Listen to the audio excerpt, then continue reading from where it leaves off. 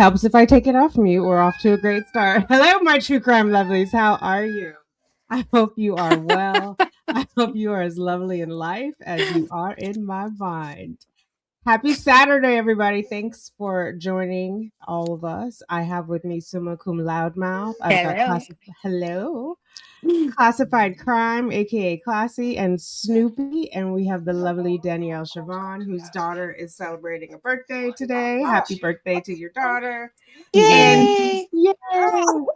If you guys can hear us, Sweet pea. drop a 0 in the comments. Hi, and Sweet pea too.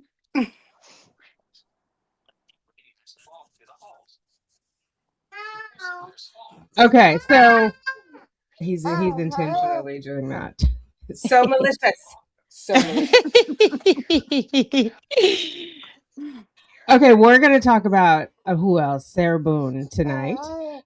What happened before the 911 call? Did she throw George down the stairs? Was he leaving? We're going to go through all that. We want to hear your thoughts.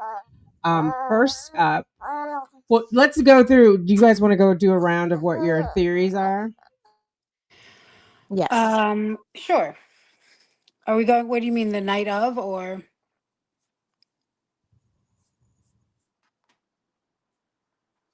What did you say, Suma? I said, are we talking about the night of the incident? Yes. Yeah. We've got DC in the house. Nothing on the ground yet. Oh, yeah. Hope everybody's warm and cozy. Yeah.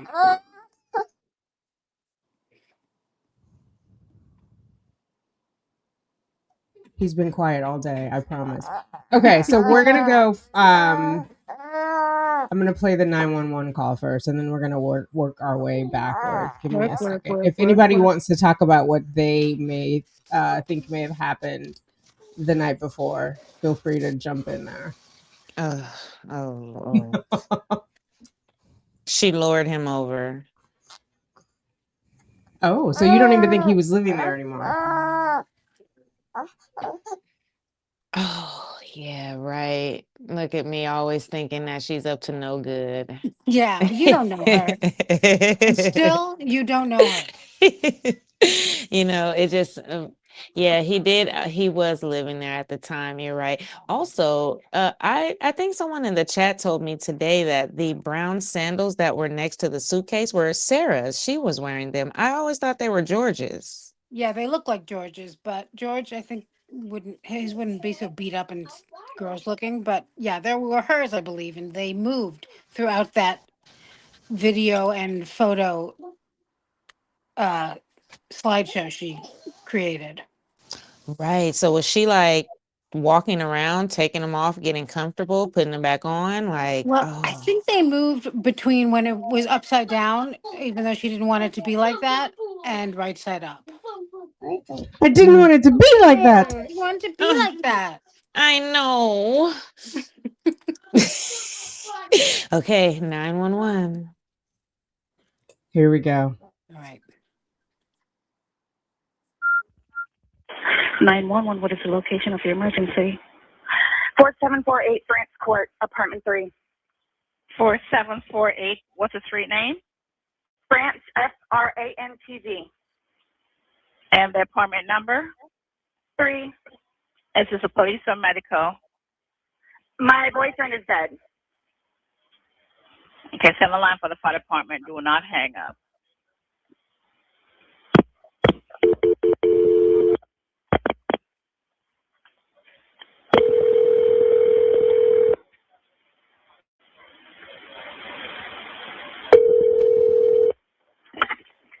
Fire rescue. What's the location, Mercy? That's 32. No, please don't leave. 4748 France Lane, apartment 3. France Court. Real quick, I believe that's Brian she's yelling at, right? He's in the foyer, and then he is on his way out, and she yells, "Don't leave!" Yeah, no, don't leave. She doesn't say Brian, but it's got to be him. Absolutely. Yeah, Absolutely. 100%. She felt like he could save her. Yeah, and also she just doesn't like to be left alone. She doesn't care about his day. Well, she was alone for 11 hours. Yeah, well, then that was different. she was cleaning up her She mess. was sleeping. Yeah, she was staring at the back of her eyelids, I Yeah. think. Yeah. Looking for jobs too. Yeah, of course. France Court. Yes. Okay, is this near Mackenzie Drive? I don't know where that is. Okay, fine, okay. It's Hillwood Park Apartments. Okay, 4748 France, correct? Correct. All right, great. Now tell me exactly what happened there. My boyfriend and I were playing last night, and Mm-hmm. I put him in a case and we were playing. And Okay. like kind of hide and seek kind of thing. So I fell asleep and I woke up and he was dead in the suitcase. So I don't know what happened. I don't know what happened. Right, okay, what's your apartment number? 3. Apartment 3? Yes, like he has like blood. Okay, number one, I hate the way she says 3 on all the calls. Like she's intentionally trying to trip them up. If you want them to come expeditiously, clearly say 3, apartment 3. But also, she is like, I mean, I think she just is dumb enough to understand that he didn't die. Like people can die from suffocation because she keeps saying, "I don't know what happened." He couldn't breathe, woman. You left him in there. Yeah, What she wanted them to think she didn't know what happened because she knew damn well what happened. Yeah. What always strikes me is her sudden urgency. Like she relaxed all evening and for 11 hours, like we said. And then soon as 911 answers, she's in such a rush, like, hurry, hurry, please, hurry, hurry. But it's not a genuine rush. You know, it's like an act. Yeah, it's everything Yes, is immediate, performative. Yeah. necessary. It's like a need. Yes. To me, Immediate need. she almost sounds inconvenienced and annoyed with them, like Yes. having to Oh. explain herself, having to repeat the address. You know, she's almost coming across as this is an inconvenience to me, and I don't want to have to be doing it. Court, Yeah, France very Court. much so on that one, especially on that one because something actually happened. Right. Right. She's bothered. Yes. Like, And just this come over is- here and remove this. And this is the beginning of her being upset with Brian for not helping too. Because Brian, he stayed outside the door. He's, oh no. What did Mr. J say? Check, please. Yeah. Oh my god. But Suma too, you're right. Like she wants to get rid of it, like George's body. She's bothered by it being there. She just wants it gone. Right. And by it being purple. Yeah, that's Mhm. also irritating. Out of his mouth, and I don't know, like he had like an aneurysm or what, nothing. Right, okay, all right, okay. Listen, we're getting help out there too. All right, okay. Okay, Now? okay, yeah, man, listen, we're on our way out there. You're at 407-716-8684. Okay, is he hanging from somewhere or what, ma'am? No, I pulled him out of the suitcase. I tried giving him CPR. Okay, so he was in a suitcase? Yes, and I fell asleep. Okay, how old is the 42. boyfriend, ma'am? 42-year-old male. All right. And this is the 24th. He just turned 42 on the 13th of February, so 2 weeks before. I don't know if I watch too many TV shows, but every time I hear someone explaining like an alibi, I instantly think they're guilty. Yeah, she's talking way too much. Oh, go ahead. No, you're right. I was asleep. Yeah, I would like, instead of, if you've ever called 911, you're so focused on the reason you're calling, like, oh, my dog is choking. Come now. It's not like, oh, I was cooking spaghetti and my dog. You don't explain so much. You're focused on the emergency. Yeah, I was at the gym and I just drove up and walked into my house and I found my wife. Like, we don't need all that. Just tell us what's happening right now. Thank you. We don't know how you spent your day. 7 people saw me at the gym, in fact. It's Ask wasting anyone. time. That's what It's a big waste of time when your loved one is in need. And also, I can understand if somebody with certain personalities, of course, they if you walk upon someone who's been brutally murdered, that's very upsetting. You might be shook up, but generally speaking, people remain calm and they give the fact, and then you can tell they might be a little stressed, but it's just not irritated. Yeah. Right. And she Bothered. was more annoyed whenever they asked her a question rather than, like you said, calmly offering the information. She was just annoyed that they were asking her anything and wanted to go back to her narrative. Almost like a Right. reverse script. You're like, you're interrupting my script. Exactly. She's laying the groundwork for her story. Yeah. Okay, we're sending help out there. Sheriff's House way out there? Yes, I'm ma'am. sorry? Yeah. Okay. All right. Listen to me. Okay. I just need to confirm this one. All right. I understand. I just need to confirm this. Is he awake at all? Is he conscious at all? No. He's purple. Is he breathing? No. Mm. All right. I need you to get him on the floor, flat on his back for me. Okay. I did. I tried giving him CPR. All right. I tried giving him CPR. Yeah. Okay. But Well, nothing happened. He's purple. okay. Listen to me. There's a defibrillator available. I need you to get it for me. Okay. What is You it? have an AED. You have an AED available? No. All right. Are you right by him now? I'm sorry? Are you right by him now? Yes. Okay. Lay him flat on his. Okay, man. Before we go too far, because I know this is going to come up, and then the quote unquote second form of CPR. But when could she have given him the CPR? When Brian is on his way? Because when Brian arrives, she has a lit cigarette, and it sounds like some Dr. Pepper and vodka. Because when a Detective Rodriguez shows up, that's one of the things she asked for. Her cigarette is lit out on the patio. Can she just run and get it? Yes, she did. She definitely needed a drink. Yeah. And she was actively smoking, I think, when Brian got there and said, "You've got to call 911." Right. And then you hear them she's still on the call. We'll hear it at the end where they're like, he's been down too long, ma'am. So when did you light this cigarette? And how are you doing the CP? Like, it doesn't make sense. Okay. Oh, okay. So do we give her any benefit? Like maybe when she found him and unzipped him, maybe she tried then? Huh? If she did, it was just an oh shit moment. Like, what have I done? Trying to get out. If she did, it was to try to get out of trouble. She in my probably opinion. like punched his chest or beat, like, probably like hit him and just like, or maybe when she pulled him out, it was probably evident that he was gone. Right. But see, like when you take CPR class, it's continuous. They give you a little leeway if you're by yourself, but the purpose is to get blood to the brain so the brain is oxygenated, right? And hopefully get some air. But even if they don't, it's not like the movies. Like you're supposed to keep going, keep going. So she did it and then went to take a cigarette break. How could you even light a cigarette? Oh my God.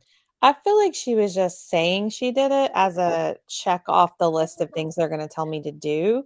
So I can let them know, oh, I've already done that. It didn't work. Just get here and take care of it. Clean it up.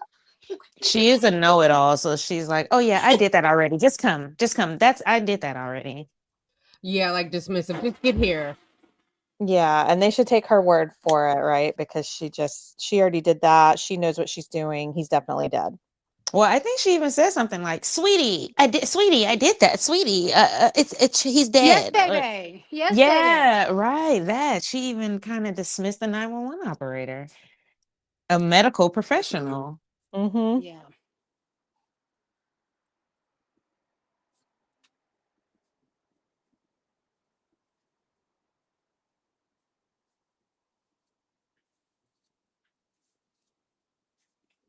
Technical difficulties. Shout out to the chat. Noni lady says she didn't try to give CPR. Hey, Tony. Hey, chat. 911, what is the location? France Court? Hanging from somewhere or what, ma'am? No. Awake at all? Is he conscious at all? No. He's purple. Is he breathing? No. All right. I need you to get him on the floor, flat on his back for me, okay? I did. I tried giving him CPR. All right. I tried giving him CPR. Yeah, okay. But nothing happened. He's purple. Okay, listen to me. There's a defibrillator available. I need you to get it for me, okay? What is it? You have an AED available? No. All right. Are you right by him now? I'm sorry? Are you right by him now? Yes. Okay. Lay him flat on his. Okay, ma'am, listen. So listen, is he cold and stiff? Yes. Okay. Well, he's not Okay. necessarily cold, but he's stiff. And he's Right. Okay. purple. All right. Listen to me. Listen to me. I want you to lay him flat on his back for me on the floor, I did. removing the pillows. Okay. Yes, I did. All right. Okay. He's stiff and purple. Right. Okay. Listen. Okay, man. That's fine. We're still going to do compressions on him. Okay. All right. Place the heel of your hand on his breastbone, right in the center of the chest, right between the nipples. Yes. Put your other hand on top of that hand. Baby, I'm telling you. Just by looking at him, you can tell. Okay. And, Please. Okay, he just gurgled. Oh, I hate that okay. part. Okay. Listen to me. All right. I want What'd you say, Danny? Oh, I'm sorry. I thought I was muted. I hate that part when she screamed like that. Like he was just like gross or something. Like this wasn't the love of her, like, two souls in one body. You know, this Oh, is yeah. supposed to be the love of her life, and she's saying it like he's gross, like, you know, like he's something she doesn't want to touch. That just Like really, she's repulsed, yeah. oh, that Mhm. bothered me. Yeah. And then I heard her say baby. And like, why would you say that to the 911 operator? Because that what he's she called always him? drunk. Yeah. Classy, yeah, inappropriate, Let very me Oh, rewind it inappropriate. back. inappropriate. Okay. She- All right. Place the heel of your hand on his breastbone, right in the center of the chest, right between the nipples. Yes. Put your other hand on top of that hand for me, okay? What is You have it? an AED? You have an AED available? No. All right. Are you right by him now? I'm sorry? Are you right by him now? Yes. Okay. Okay. Lay him flat on his. Okay, ma'am. Listen. So listen. Is he cold and stiff? Yes. Okay. Well, he's not Okay. necessarily cold, but he's stiff. And he's Right. Okay. purple. All right. Listen to me. Listen to me. I want you to lay him flat on his back for me on the floor, I did. removing the pillows. Okay. Yes, I did. All right. Okay. He's stiff and purple. Right. Okay. Listen. Okay, man. That's fine. We're still going to do compressions on him. Okay. All right. Place the heel of your hand on his breastbone, right in the center of the chest, right between the nipples. Yes. Put your other hand on top of that hand. Baby, I'm telling you. Just by looking at him, you can tell. Did you hear that time, Classy? Baby, I'm telling you. Yeah. That's so crazy to me. Yeah, And the she does that 911 with operator. another cop too. I think that's just, to me, that says that's somebody who's drunk all the time and who's always around people who are drunk all the time. That's how they talk. Yes. He took a deep breath after that too. He said, Yeah. Yeah, he did. Yeah. he knew. I feel like he knew he knew something was off. Yeah. He knew that his work was going to be for naught. He couldn't, yes, because his job, you're right. His job is to save George. Yeah. And she's not listening to him, and she's argumentative with him. Yeah. So frustrating for him, I can imagine. He's like, is he cold? Is he stiff? He's trying to assess the situation, and she's irritated. Yeah. Yeah, her normal entitlement superiority is coming through. Yeah. She's almost being assertive. In my opinion, she's almost being like assertive, like asserting herself over the professional, saying, I know what I'm doing. I know what I'm talking about. He's gone. Oh, she continued that all the way into the interrogation and the courtroom. Yes, she did. Please. Okay, he just gurgled. Okay. Okay. Listen to me. All right. I want you to place the heel of your hand. Okay, right between his chest, right between his breastbones. Yes. Put your other hand on top of that hand. Yes, We want to pump his chest to me hard and fast, going at least twice per second. I'm doing it again. Okay, no, just keep on pumping. That's all you need to do for me. Keep on pumping his chest for me. I don't need you to stop and talk or anything. I just want you to count out loud for me, okay? 1, 2, 3, 4, 5, 6, 7, 8, 9, 10, 11, 12, 13, 14, 15. This is like. Okay, ma'am, just keep on pumping his chest. That's all you need to do for me, okay? Yes. Come on, please. Hurry up. Okay, ma'am, they're driving here as fast as they can. Okay, don't stop to say hurry up. Just keep on pumping and counting. I'm still doing it while I'm talking to you, okay? Okay. Still doing it. All right, just continue pumping his chest. Count on us. I can count with you. 1, 2, 3, 4, 5, 6, 7, 8, 9, 10, 11, 12, 13, 14, 15, 16, 17, 18, 19, 20, 21, 22, 23, 24, 25, 26, 27, 28, 29, 30, 31, 32. Please hurry. Okay, ma'am, they're getting there as fast as they can, okay? He's stiff and he's purple. Okay. Keep pumping his chest for me, ma'am. I'm still doing it, okay? Still doing it. Just don't make me count. Right, okay, that's fine. You're doing a good job. Just keep on doing it for me. That's all right. They're getting there as fast as they can, along with the sheriff's office also, okay? Please. Right. Okay. Keep on pumping, ma'am. 1, We were playing hide 2, and seek. 3, 4. 1, 2, 3, 4. 1, 2, 3, 4. Keep on pumping for me, ma'am. I'm doing it. I'm doing it. Believe me, I'm doing it, okay? We were playing Okay. hide and seek. Okay. All right, I understand. All right, just keep on pumping for me, okay? Okay. Please hurry. This Right, is okay. horrible. This is horrific. What happened? Like, what happened? Okay, man, just keep on pumping his chest for me, okay? They're in the parking lot. They should be up there shortly, okay?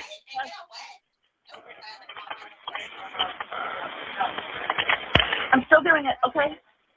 All right, okay, good. And you found them in a suitcase, you said? Yes. We were playing hide and seek last night. I fell asleep. I think they're here.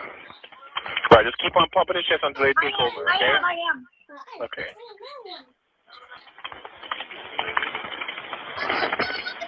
I am.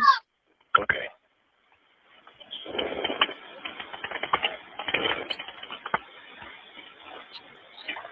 I am. Okay. Open. Come in. Can I stop pumping now? Let them take over for you, okay? When was the last time anybody saw him? Last night. We were playing hide and seek. He hit another. It's okay, yeah. Okay. Yeah, unfortunately, he's been down too long. Oh shit. I'm sorry. Hello, ma'am. And so, It's almost over, but I just want to make sure everybody heard. What you want? What you need? You got a Unfortunately, pee? He's been down too long. I'm gonna Yeah. mute you, Danielle. Unfortunately, he's been down too long. Yeah, like and I mean, you can't hear her reaction because my guess is she didn't have one. But if we saw her face at that moment, we'd want to kill her all over again. And where was Brian at this point? Was he in the foyer watching, or did he No, just he go was He was outside? outside on the hood of his car. Yeah. Okay. In my mind, he's like calling everyone, like, "Hey, I'm free. She's gone." Yeah. It was over, and she's speaking in the third person as if, like, "What happened? What happened? You know Yeah. what happened." Right, like how would they know? They weren't there with you, ma'am. It's amazing. The first thing she asked when the paramedics got there was, "Can I stop pumping?" Mm, Yeah. Can I Not stop pumping as if she ever started? right. mm. I can't Not, "Do you imagine. think you can help him? But can I stop now?" I like when the operator said, "They're on the way, ma'am," and the sheriff's office too. Oh, I missed that. I love it. Yeah. I'm Oh gonna play yeah. the end of it and then we can talk. Hang on, I just want to make sure I catch it all. we're there, obviously. All right. Yeah, no, he's my boyfriend. Is your boyfriend? Okay. Does he have any kind of medical? No. No, not that I know of.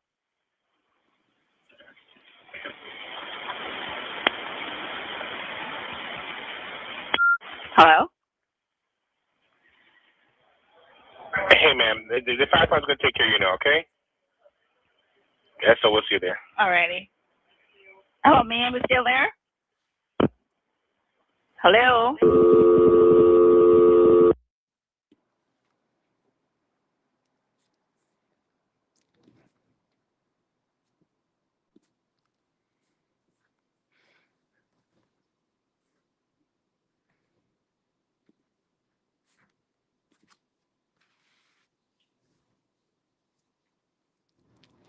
And then she goes off. Oh no, I don't know why she didn't get her cigarette then, because it took Kayla a minute to get there.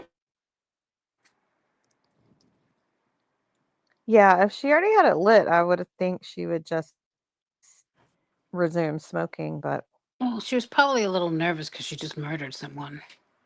yeah, little flighty, Yeah. Ooh, fractious. fractious for sure. Yeah. The only time she's really, I mean, she wasn't as nervous as she should have been, but she was definitely fractious. The only time she wasn't was when she was giving that allocution, Mm. or when she, when like some of her court hearings. I guess she just completely confident in herself. Very and very condescending. I don't know if she realizes Yes, how condescending she comes I across. think she does. It's just like she's looking down on everyone around her. Yeah, I think she does. I think it's intentional, so to speak. I think she Yeah. feels it just makes it's all about what makes her feel better. And no one could tell her anything in that call. As soon as someone started talking, she cut them off to say, "Oh, let me tell you." She just cut everyone off. He's stiff, he's purple, we were playing hide and seek. None of that matters. Baby, Yeah, Listen, baby. yeah, that's what absurd. what did she tell herself that evening? Because she went into the interrogation with that same confidence too, with her purse and her, her little walk and her list. She walked in with confidence too. Like, why is this Yes, she happening? did. Yeah. What did she tell herself that night? Because she really thought she was leaving. Is the purse the book bag? Is that little flimsy? Or maybe like a reusable grocery bag? Yeah. Yeah, Yeah. she had a little Minus the tote. reusable. The Yeah. tote, yeah, right, exactly. Like a Trader Joe's type of bag. Yeah. I love a Trader Joe's bag. Yeah, me too. Yeah. She had flip-flops on in the interrogation too, but they were not those brown ones. Oh, okay. I was just gonna ask. They were a lot smaller. I think those may have been shared flip flops too, or her feet may be super nasty. I don't know, but they have like long dirt streaks in them. I think like Yeah. maybe George originally owned them, and then Sarah, Mhm. took them, or maybe she gifted them to him, and of course Mhm. they're still hers. Oh, Right. absolutely. I just because in different body cam footage she has on those flip flops. Ugh. Okay, I can see, and it's not hard to like wear your man's shoes real quick, so I can see that. Okay. Oh, that's terrible. Why she was putting them on in the house to walk around doesn't make sense. When she I was Well, agree, because they're not leaving. house shoes, right? Because they're outside, so it's not like I mean, in Right. our house we take our shoes off and then we put on house shoes or house socks. mhm. I don't Yeah. know if everybody does that, but usually you don't just walk around. I mean, her carpet was trashed, so maybe they did. But your Yeah. outside shoes you don't track them across, Right. Especially with little ones. Yeah. Sh- Sarah wasn't the cleanest person. Just judging from the No. carpet alone. Just judging from the carpet alone. And the pink shorts. Mm. So I want to show this to you guys really fast because this is her call log leading up to. So we're on 12/24. Brian starts calling her at 11. Oh no, that's the night before. That's her call. Anyway, let's get to this. That's her call to him at 11:46 that he deleted. But the day of 2/24, he starts calling her at 10:06 to Mhm. ask if she's gonna be okay to pick up their son.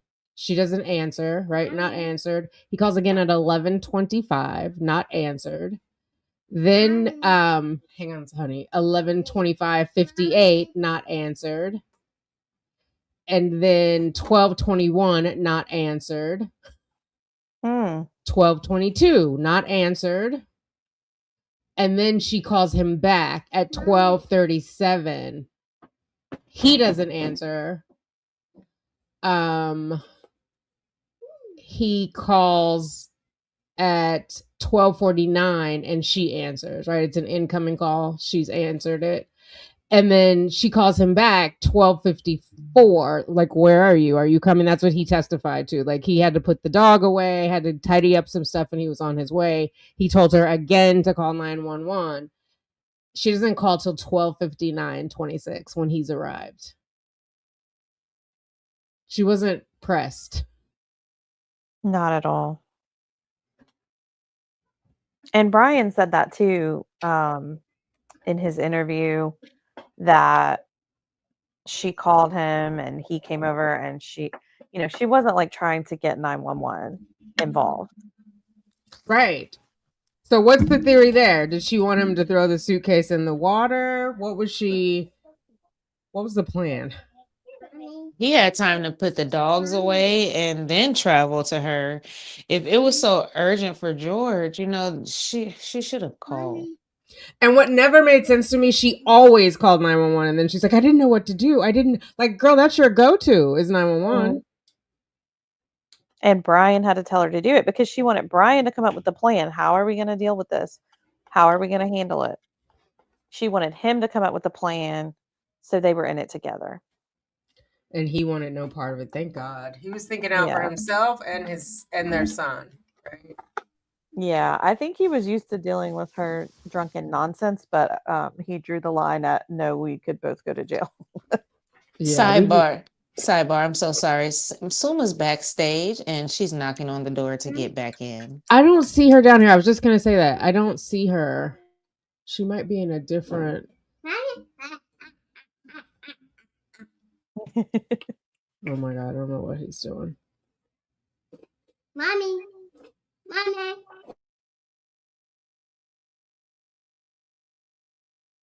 Will you ask her to go out and come back in? It's not showing. For some reason, I've got myself down here 3 times. Let me exit that one. Another thing about her urgency with the call, and you showing that call timeline, when the first officer, Rodriguez, was just kind of asking her what happened, she said, when did you try CPR? When did you call 911? She's like, this morning. And she says, it's 1:30 right now. And then Sarah's like, oh, okay. Yeah. Here. I was asleep. Thank you. Sorry about that. Don't worry. Yeah, when did you start 911? I mean, when did you start CPR? Yeah, it was like she didn't even realize how late it was. Mm-hmm. Yeah, and She was real confused. she's very inconvenienced.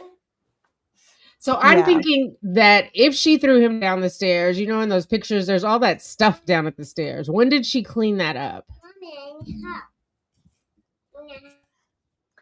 Probably that morning, I would imagine. While she was waiting for Brian to come over, because she Well- wasn't doing CPR. Right. I mean, I don't know. I kind of figure that it's very hard to say with her because she's so strange, but maybe one of the reasons why she really leaned into the fact that she doesn't always answer the phone because she could be busy is because she was during that time. I guess as he called once, she kind of woke up. She probably was like, where the F is George? Went looking for him because he can't have a minute alone, and realized what had happened. Then he probably called her a few times, and I think she actually called him eventually, but she was probably ignoring those calls because she was frantically cleaning. That's just my guess. Oh, I like that. Because all this time I was thinking, well, was she asleep? That's why, but yeah, that makes sense too. I mean, I don't think she knocked herself out on the cleaning, but I'm sure she put a few things where she thought they should be. Yeah. Especially that bookshelf at the end of the stairs, because James was sure to focus on that during trial. He's like, oh, if something came down the stairs, did you see the apartment was intact? Like, he was sure to mention that there was no mess. Like, he and Sarah may have discussed that or something. Right, but like she couldn't have cleaned it up. Do you know what I mean? Like she had 12 hours. Yeah, she had plenty of time to clean up. And And then she was definitely up in my mind. She was definitely up. Yes. Well, she didn't look like she absolutely. brushed her teeth. She damn sure didn't put on a bra. So she was up doing something. Everyone, And then myself cleaning- included, is so upset about that no bra thing. Oh my god. And her over the bushes getting water. It was awful. Like, ma'am, get yourself That was together. amazing. The things that the way she behaved around just those bushes alone, like when Right. she tells him to look for the birth certificate. The birth certificate, it's here. Yeah. Like it's Feel gonna free. levitate up and put itself back together. Like, Oh my here, God. have at it. The thing with the cleaning, the whole cleaning story that they were doing for a sense of what was it, satisfaction, productivity, accomplishment. Thank you. Mhm. If you're cleaning, why is the suitcase in her story downstairs? Like, if you're cleaning, wouldn't you put that away or you'd put the stuff in it? No, like, how he is that took it there? upon himself to bring it downstairs. Remember? Oh, you know what? I Because- take it back. And she Sarah's didn't yell apartment at was him? clean. Wait, no, say it again? right? Yeah, no, of course not, because that's not her style. She was just probably. I mean, her story is he took it upon himself to bring it downstairs because they were going to fill it with all of her child's clothing that she's sick of looking at. Because he can't fit them anymore and Because they're too he's, yeah. small. Right. That's what she's got to get rid of. Which means that he wasn't over there a lot. If all Right, of because those how do you clothes were accumulate small. exactly? Yeah, well, she accumulated a whole menagerie of pets that I'm sure she ultimately starved to death. But, you know, I mean, he had all those. But I think that she was, and none of it is true anyway. I didn't know there were mice there until last night. I was watching Dan D's live. I had no idea there were also mice there who probably were hungry on a regular basis. There was a lizard or something too, and maybe someone here knows. And some kind of, I think some kind of insect farm or something. Oh. Oncologist. What was it? Anthropologist. What was she going to be? A study of bugs? Oh yeah, etymology, is that what it is? I don't know. Ornithology is a study of birds. She wanted that too. I don't remember. Someone in the chat help us out. What was study of bugs? I liked when she said that. Study of bugs. Maybe entomology. I mean, we hear it in some of the trials where there's Yeah. like that person who comes and says, "Oh, this bug was in They their can throat." find out because of the larvae of the whatever that was stuck to his it's a gas tank. I don't know. Muffler. Yes, it's entomology. You're right, Tanika. Okay, I was. There's so many of them. No, it's etymology. Etymology, I believe. Okay. Whatever. Well, we're getting both here, so I know for sure ornithology is the bird. it starts with an E. Yeah. Study of birds. Study of bugs. So someone is asking, was he still in the suitcase when Brian showed up? I don't think so, because when we see the in the trial, you see his legs out in that one shot. Like in all the body cam footage they sent out to the public, it's blurred, but it wasn't blurred at trial.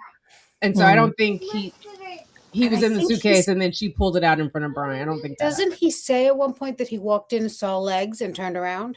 I think so. Yeah. So if you watch the trial during the, I believe, third day, when Mr. J is showing the body cam montage, you can see when Detective Rodriguez walks in, you can see George's entire body laying on the floor. It's not blurred. You can see his entire body, black shirt, shorts, and he's just those laying camo there. Pants. Yeah. Yes, and Wait, it looks as if where she is that? took him out during the trial. Yeah. You know, so you can't, it's not like directly showing to us, but you can see it on the screen very clearly, like very clearly.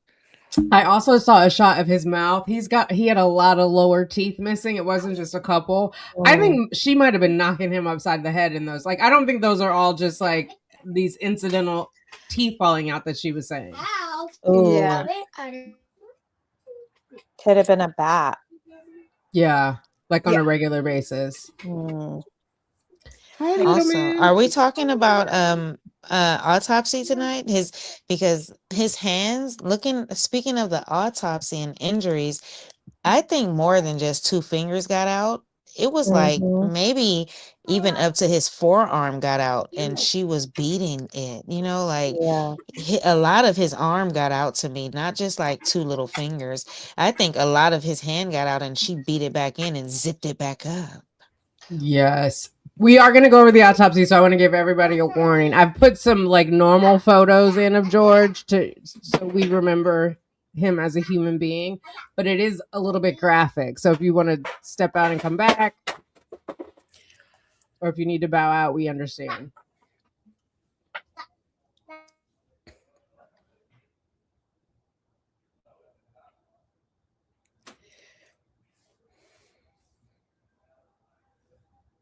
Okay, I'm gonna read. We'll see how far Sugar Bear lets me get here. Let me make this.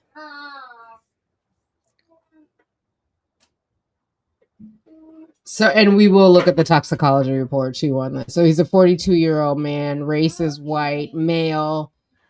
Date of death, he was found on February 24th, but I think we all think he died the night before, like before midnight, but they put on his, like, the time they called death was the 24th. So they did the autopsy the next day, the day of Sarah's arrest, February 25th at 9 a.m.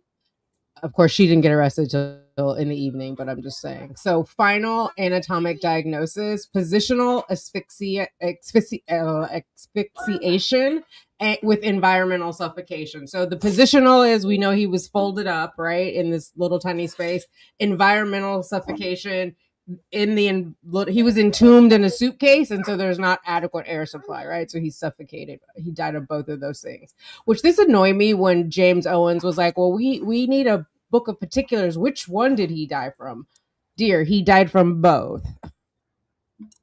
Yeah. So 42-year-old man within closed suitcase, prolonged confinement, blunt impact injuries to torso, cutaneous contusion. So cutaneous is more surface. It's not intramuscular. As an IVF person, I know, because I had to give myself cutaneous shots. It's just like right below the skin.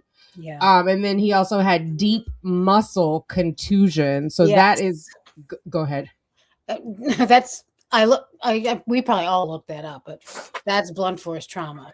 That's like Right. deep injured. Right. And all to his torso. So I don't think that could have happened while he was in the suitcase because of the enclosure. Yeah, I think Right. a lot of those things did happen in the suitcase, but I think the worst, probably, the most dramatic injuries were what she did to him before the suitcase. That's a good point. Now, there could inside the suitcase, if he was falling down the stairs inside of the suitcase, some of it could have happened from him falling down the stairs and his body hitting the suitcase and the whatever's outside of it. Right. Right. Yeah. Because there's force as he's, yeah. So cutaneous abrasion. So for an abrasion, cutaneous is rather deep, right? Because you're going entirely through the first layer of the skin. Periorbital edema and ecchymosis in his left eye. So all edema is swelling. So the left eye was swollen, and I put together some graphics that are not him, but just to give an example. No, you can have a ginger ale. And then galeal and subgaleal hemorrhage, classified crime. I'm going to turn that over to you. That was the most concerning thing to me, because when I Googled it, it most commonly is something that occurs with a difficult delivery in an infant, from them having to use like vacuum suction. But in adults, it said that it could be from trauma, like a fall or an accident, or from someone severely pulling hair. Ugh. Because it's when it's also a potentially life-threatening condition when the blood is collecting between the scalp and the loose tissue, so it's creating pressure. Yeah. Maybe that's why she was like, I don't know what happened. Like, what of the million things I did to him last night made him end up like this? Yeah. Other than this, what do y'all think the cause of death was? Other than And also, she asked him, she's like, so it couldn't have just been the suitcase?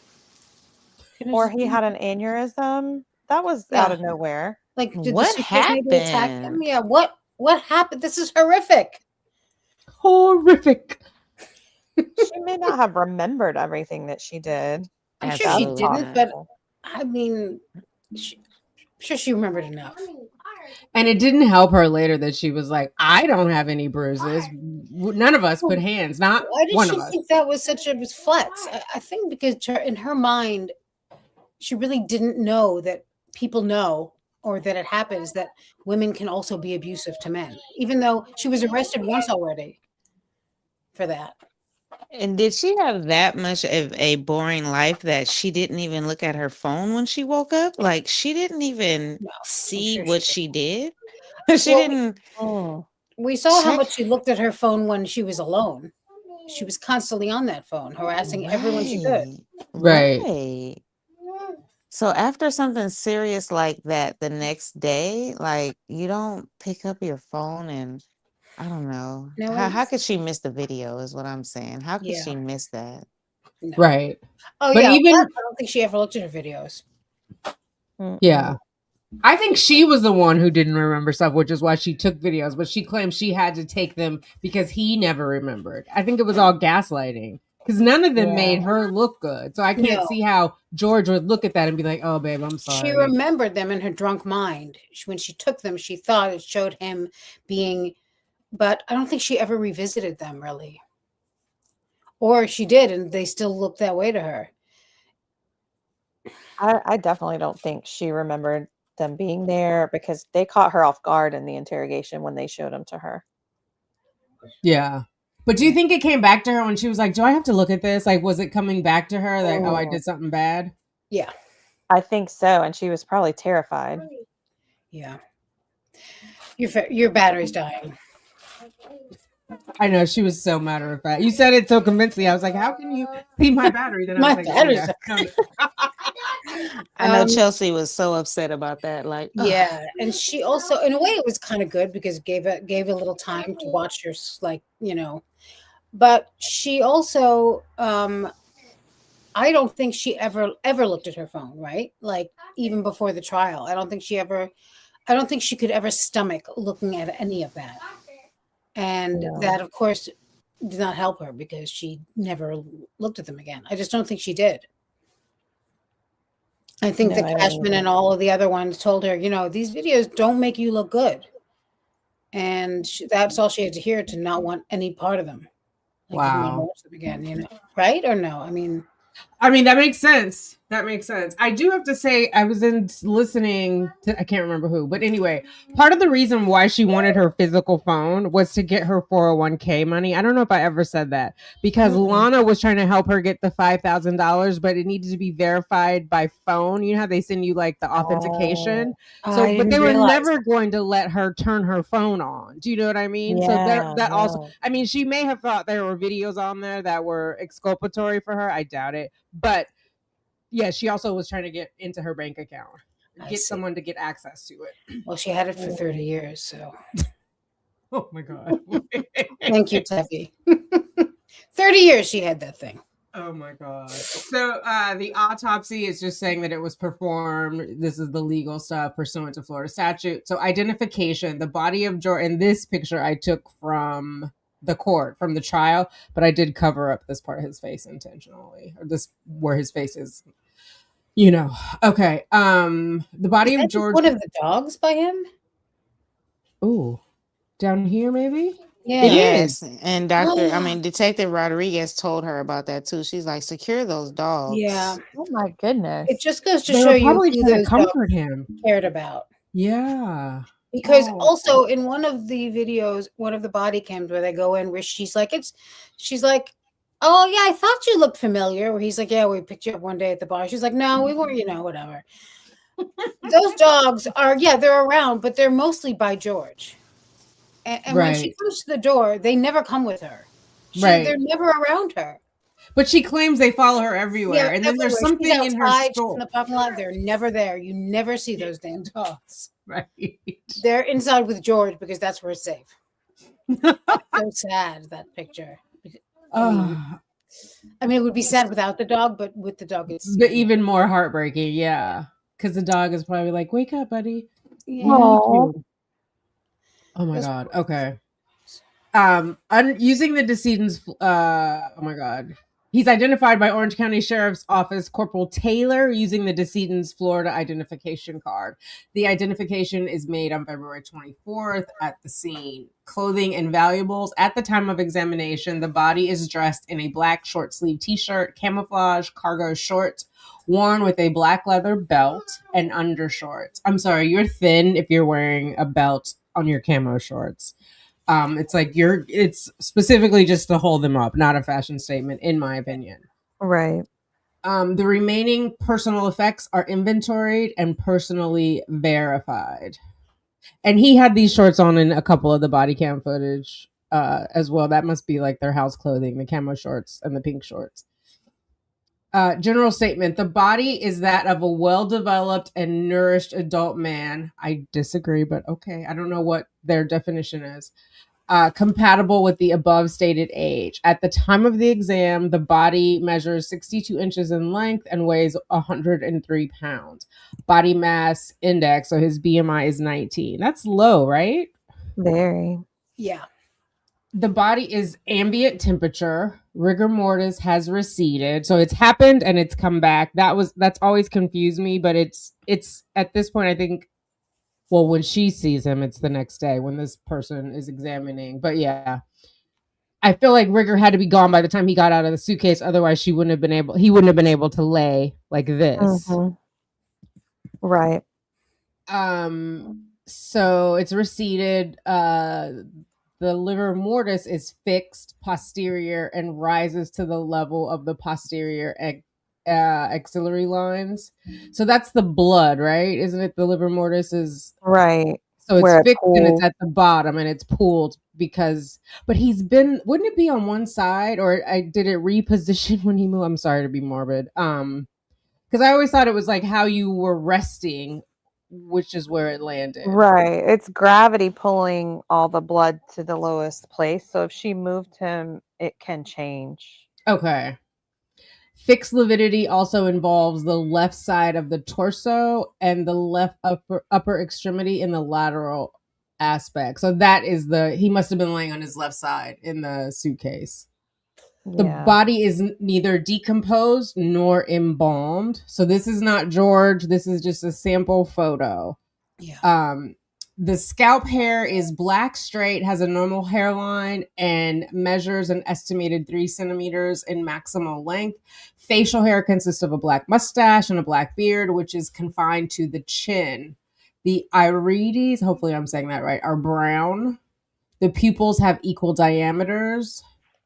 So that's his iris. He has brown eyes. People have equal diameters. The cornea are slightly clouded and have horizontal bands of darkening, tache noir. So this is here. And from what I read, it's probably his eyes were probably partially open, and that's the part that was exposed. Again, this is not him. This is just an example of what that looks like. I also had a thought when the part right before where they talk about how, or it talks about how he was a, like,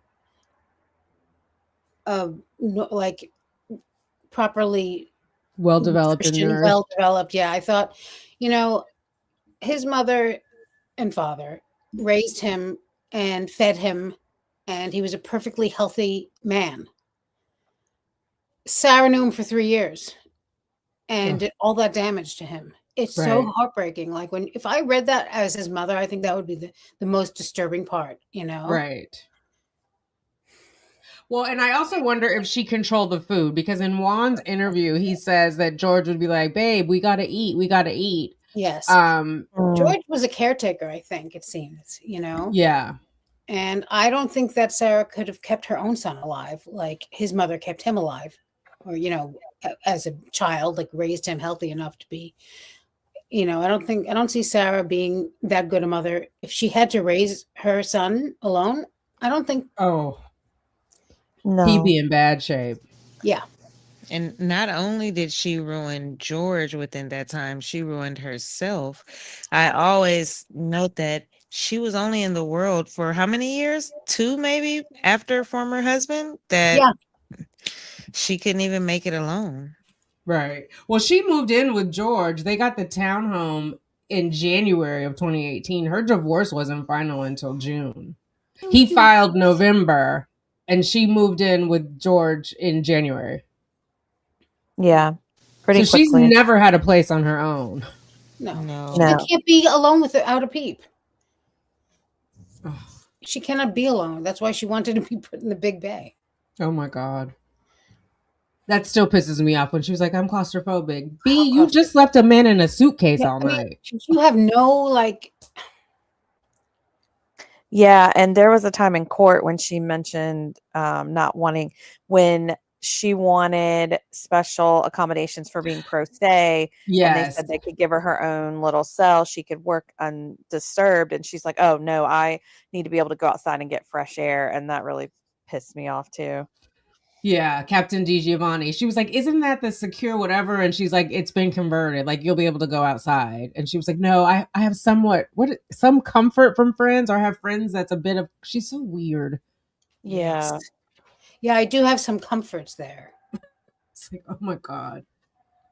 Well, Okay, that's but maybe really prepare for your trial and worry about comfort later. Yeah, I know I've been complaining nonstop about the fact that I don't have the space or privacy to do all of the work I have to do. But now that you've offered me an option for that, no thanks. Exactly. Right. Of all my complaints, you're addressing one, but I don't like Yeah. that. Nope. The conjunctivi are congested. So think of like pink eye, which is conjunctivitis. Obviously, he didn't have pink eye, but it's that same area and it's congested, not clear. Like, I don't know what that is, eye boogers, but it's something, they're out there. It's not clear. The sclerae are white and have focal hemorrhage in the superior aspects. The left sclera has lateral hemorrhage. I don't know, classified crime. Do you want to add anything to that? I did read that the eyes were very swollen and puffy underneath as well in the first list. And it could be from trauma or a fracture from blunt force trauma, the swelling that he had. So I imagine it too, like from the change in oxygen. I don't know if anybody has ever gone deep sea fishing. I'm a country girl. Like their eyes actually pop out, but it's like that large bulge from the pressure change and the air change. yes. Like because he's not being strangled, but he's still being suffocated. Yeah, do you know? it's like that petechiae. I don't know if that's mentioned in this. I think it is. Yeah. I think there is petechiae hemorrhaging. Yeah. External nares contain a small amount of mucus mixed with bloody fluid. Nasal skeleton is palpably intact, so his nose was not broken. Yeah. Lips have recent injuries as described below. Oral cavity has natural dentition in a fair to poor state of repair. He had a lot of teeth missing, but natural they were his. Fair to poor. Yeah, not on the good side. So not only were there missing, he probably wasn't like a teeth freak like I am. So he probably wasn't going like every quarter, Right. I mean, most people in this country, or well, certainly in other countries, but don't, they can't afford it. For some reason, they don't want to, People get afraid of the dentist. They have like bad experiences. Yeah. Like, I'm only going to go when I have to. Yeah. But, and I'm sure he didn't go to the dentist, but that's why I was surprised that they weren't worse. Right. The oral mucosa has intact frenula and has no petechial hemorrhages in the oral vestibule. It is lined with blood-streaked mucus. The external auditory canal, so his ears, are free of foreign material. Neck is symmetrical and has no palpable masses. The thorax is well developed and symmetrical. Abdomen is scaphoid and soft and has no palpable masses. So nothing is wrong with him basically in the abdomen area. The external genitalia are those of a normally developed adult circumcised man with no injuries, thank God. The testes are descended into the scrotal sac and are palpably unremarkable. I always find it so insulting when I read these things and they call everything unremarkable. Right. I mean, I think in this case you want it to be. They're not going to be like, well, he's hung like a horse. You know what I mean? Yeah, they're not going to give the kind of. Not that I want them anyway in this setting. Right. Yeah, but I know what you mean. It's like nothing impressive to see here. Totally unremarkable. Yeah. Well, we know Sarah was there for a reason, for a good time. That's right. Oh my God, I know too much.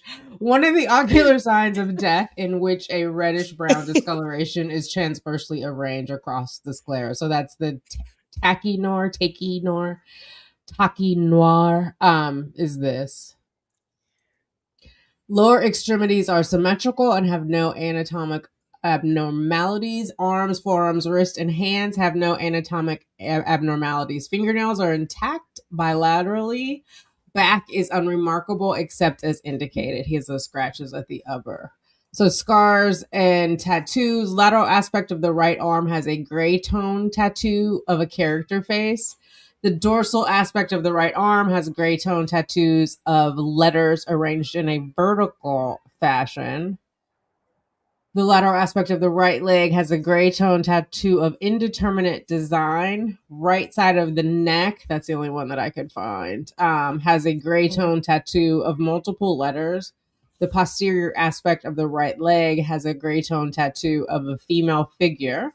The body has no apparent remote surgical scars. So blunt impact injuries, the lateral aspect of the left upper eyelid has dark purple blue ecchymosis. So it's swollen. And there's blood that's pooling. And is associated with a small amount of subcutaneous edema. So edema is swelling. The mucosal surface of the lower lip has a few contusions and lacerations. Which, how do you get that in the mouth? Like, that's so violent to hit someone in their mouth. The left temporal parietal region of the scalp has glial and subglial hemorrhage, estimated at less than 20 cc. So there is swelling and blood trapped in between where his skull is and his skin is. Like, in there, you would touch it and you would feel like it's leaking from there. Right side of the face near the corner of the mouth has a crescent-shaped red-purple abrasion. Right side of the neck in the supraclavicular region, so the neck by the clavicle bone over here, I tried to... has a crescent-shaped red-purple abrasion. The right side of the neck... I had said that. A region has a few scattered red-brown linear abrasions. So I feel like she possibly hit him in the mouth with the bat. It just seems really, I mean, she could have done it with her fist. It just seems like super violent, knowing how sensitive the mouth is. And it also seems like a intentional sign of disrespect to me. Yeah. Yeah. Or if she slapped him in the mouth and he bit, if he bit down, he could have cut the inside of his mouth with his teeth when she was hitting him. Right. The eye, like me, I think, was hit by the bat, or when he went down the stairs, hit really hard on something. Yeah. His face would have been toward the interior of the suitcase, though. That's true. So it had to have been before with the bat.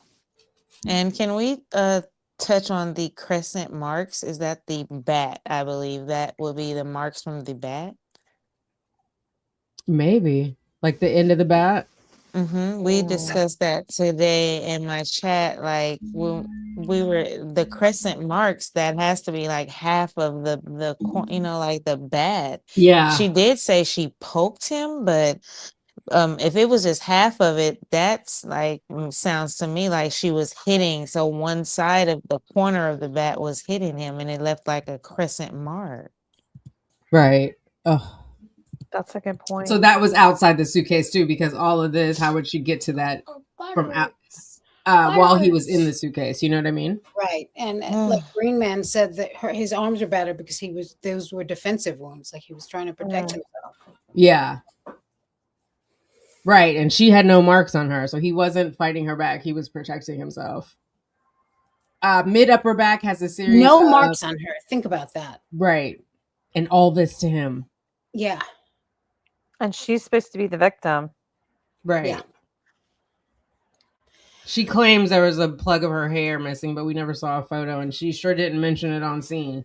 Yeah, no, and also, how could you tell with that hair? Come on. Oh, Lord. Oh, my God. I'm sure there was plenty of tufts of her hair lying around just cause. There probably was. Yeah. Mid upper back has a series of obliquely oriented linear abrasions. Those are the ones where she said it was her nails from sex when she was in the interrogation. Each with a width of 0.3 centimeter and lengths of 7, 12, 15, and 6. So I tried to do that here. Obviously, I'm not an artist. and extending medially in a series of punctate purple-blue contusions. Above described contusions involve the underlying adipose tissue and skeletal muscle and are associated with intramuscular edema. So that is down deep. That's what I would say. I mean, you can reach it. It's a longer needle if you're doing injections, but it's deep relative to the subcutaneous. The sacral area of the back. So for those of us who do yoga, you're very familiar. It's here. At the posterior midline has an 8 by 6 centimeter zone of red purple ecchymosis. So that's what I tried to do here. Do you know how inside of a suitcase where the extended handle comes up where you can carry it? Mm-hmm. It has those 2 bars that go down on the inside that Right. it could have been laying against. Yeah. To make some of those on the back. Because that's what Mr. J hit during the trial. He banged on that. Those, yep. Damn. So that structure there was probably pressing into his back of where the handle would have been. Right. And he's like moving around like a little bit side to side. I'm sure as he's going down the stairs. Oh yeah. It's not like he has a seatbelt on, you know? Right. So what is ecchymosis versus bruise? Oh, it's ecchymosis, sorry. Is the medical term for a bruise. A bruise or contusion is skin discoloration from damaged, leaking blood vessels underneath your skin. Even though there's blood pooling underneath your skin, you won't have any external bleeding unless your skin breaks open.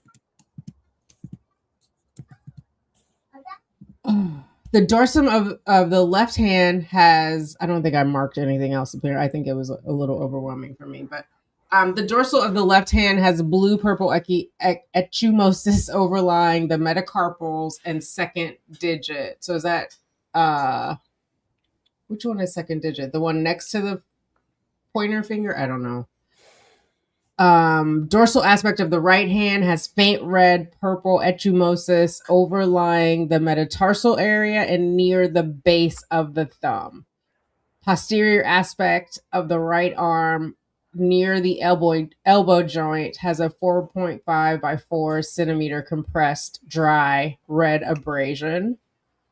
So maybe like a drag mark for the dry compressed. The lateral aspect of the left arm has 2 vertically oriented red-brown linear abrasions measuring 3 centimeters and 8 centimeters in length, medial to lateral respectively.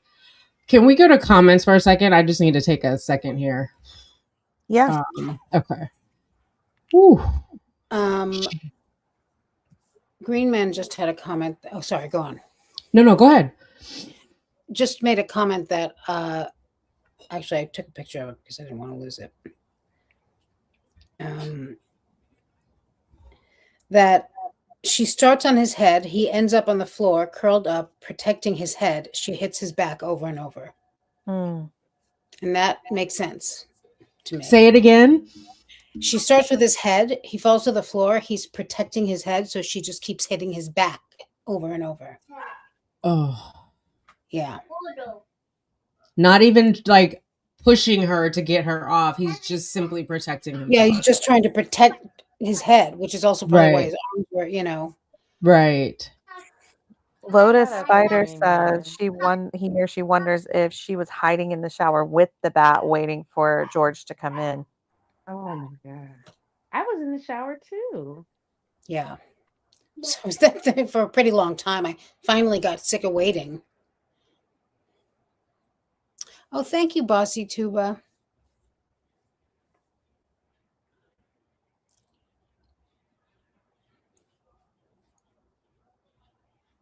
Hi, Carolina. Hello, Mommy. You're not Carolina. Shout out to everybody in the chat. Yeah. Also, I just don't. You got drunk and killed your boyfriend. Neva NYX says George may have just been defeated because every time he fights back, she calls police. What? Right. I think other factors in that too. So you guys, I don't know if I said that this is going to be a 2-part because we want to go over some interviews. Like we're trying to rebuild the before part, but I think the stakes were different at this point. Like again, I said at the top, I think he was leaving. If he were, he doesn't have a job. He hasn't had a job in 2 weeks. It's the 23rd. Rent is going to be due at the end of the week because it's February, right? So it's Saturday or Sunday, the good time, Sunday fun day. And then so there's all these different dynamics going on, but he's not working. Presumably in Florida, like everyone else, like unemployment doesn't give you a full check; it gives you part of your check. But he's not tied to her now. If she is taking his social security or driver's license or birth certificate, it's really of no consequence because he can go to his parents' home, right? She always tries to put him down for being, oh, you're with your parents. For a woman who's never had a place of her own, she's saying that. But really, I think leaving for him is different now. And we know in his suitcase, he had I can't remember what the name of the vial was, but it's to help with not drinking, right? Yeah. Starts with a D, I think. Or, yeah, I don't know. Yeah, I can see It it. was diazepam, which is Thank you. generic Valium. Thank you. Okay. Was it a pill or an injection? I think it was an injection. It was in a syringe. Yeah. Yeah. That's the commander. That's strange Yeah. to be That's my given commander. outpatient because it's more quickly received. Absorbed, yeah. Yeah. But clearly he had been drinking that day. So, but he was, he was on a path. At least he was seeing someone. We know Sarah never saw anyone They for did help. find like a tiny amount of opiates in his blood, which might not be that, but I mean, I wouldn't know. But I thought maybe that's, he obviously taken that at some point. So right, I can skip The down. Let's go to diazepam would have been a benzo. benzo, right? Yeah, Oh, y'all fancy! I did not know. on that. the toxicology. So the benzodiazepines, he was negative. That would have been the Right. diazepam there. Right. Okay, so let's look at this. And then if we're gonna go back, if somebody else wants to read the autopsy, that would help me out a lot. It's just a little more than I thought it was gonna be. Can you guys see this? So here's what his tox screen I also do was. think we hit the most important parts of the autopsy. Okay. I could be wrong, but from what I remember, Yeah. So maybe we don't have to go back. Chat, if you guys want to hear more of it, we'll figure out how to do that. Let us know. So what he had, yeah. It's it's making me mad at her and sadder for him.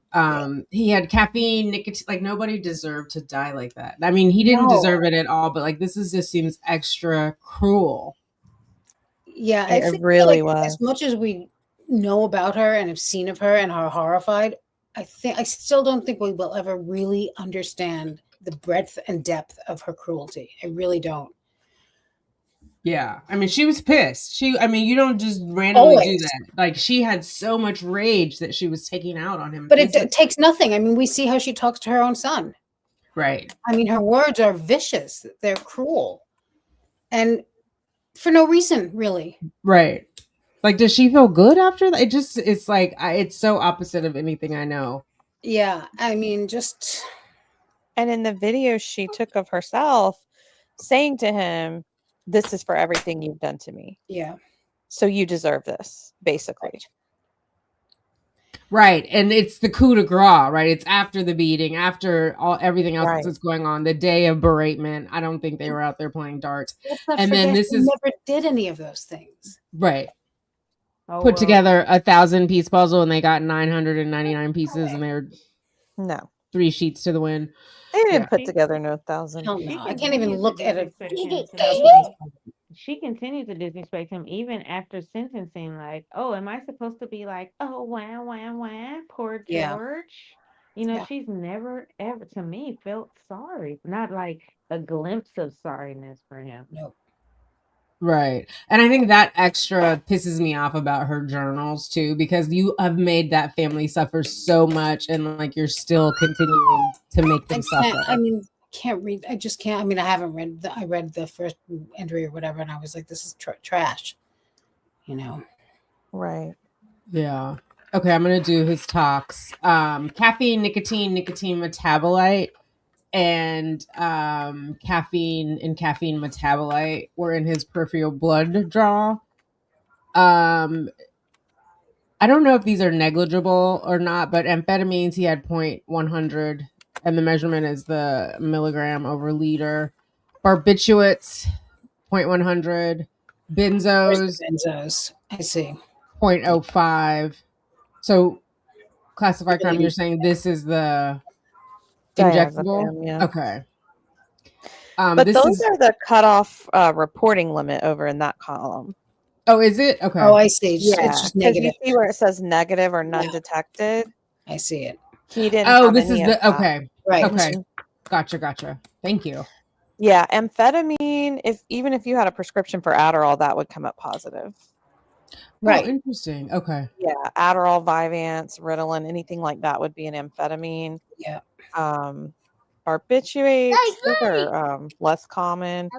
The benzos are anything like Xanax, Valium, Ativan, any of that. Ativan, yeah.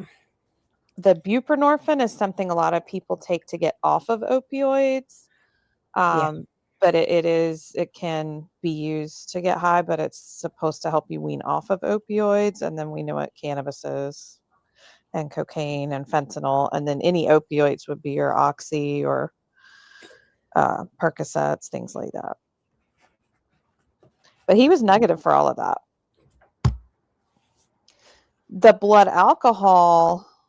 Where? Yeah, I was looking for that. It's the ethanol, right? Yeah. So that was a little high.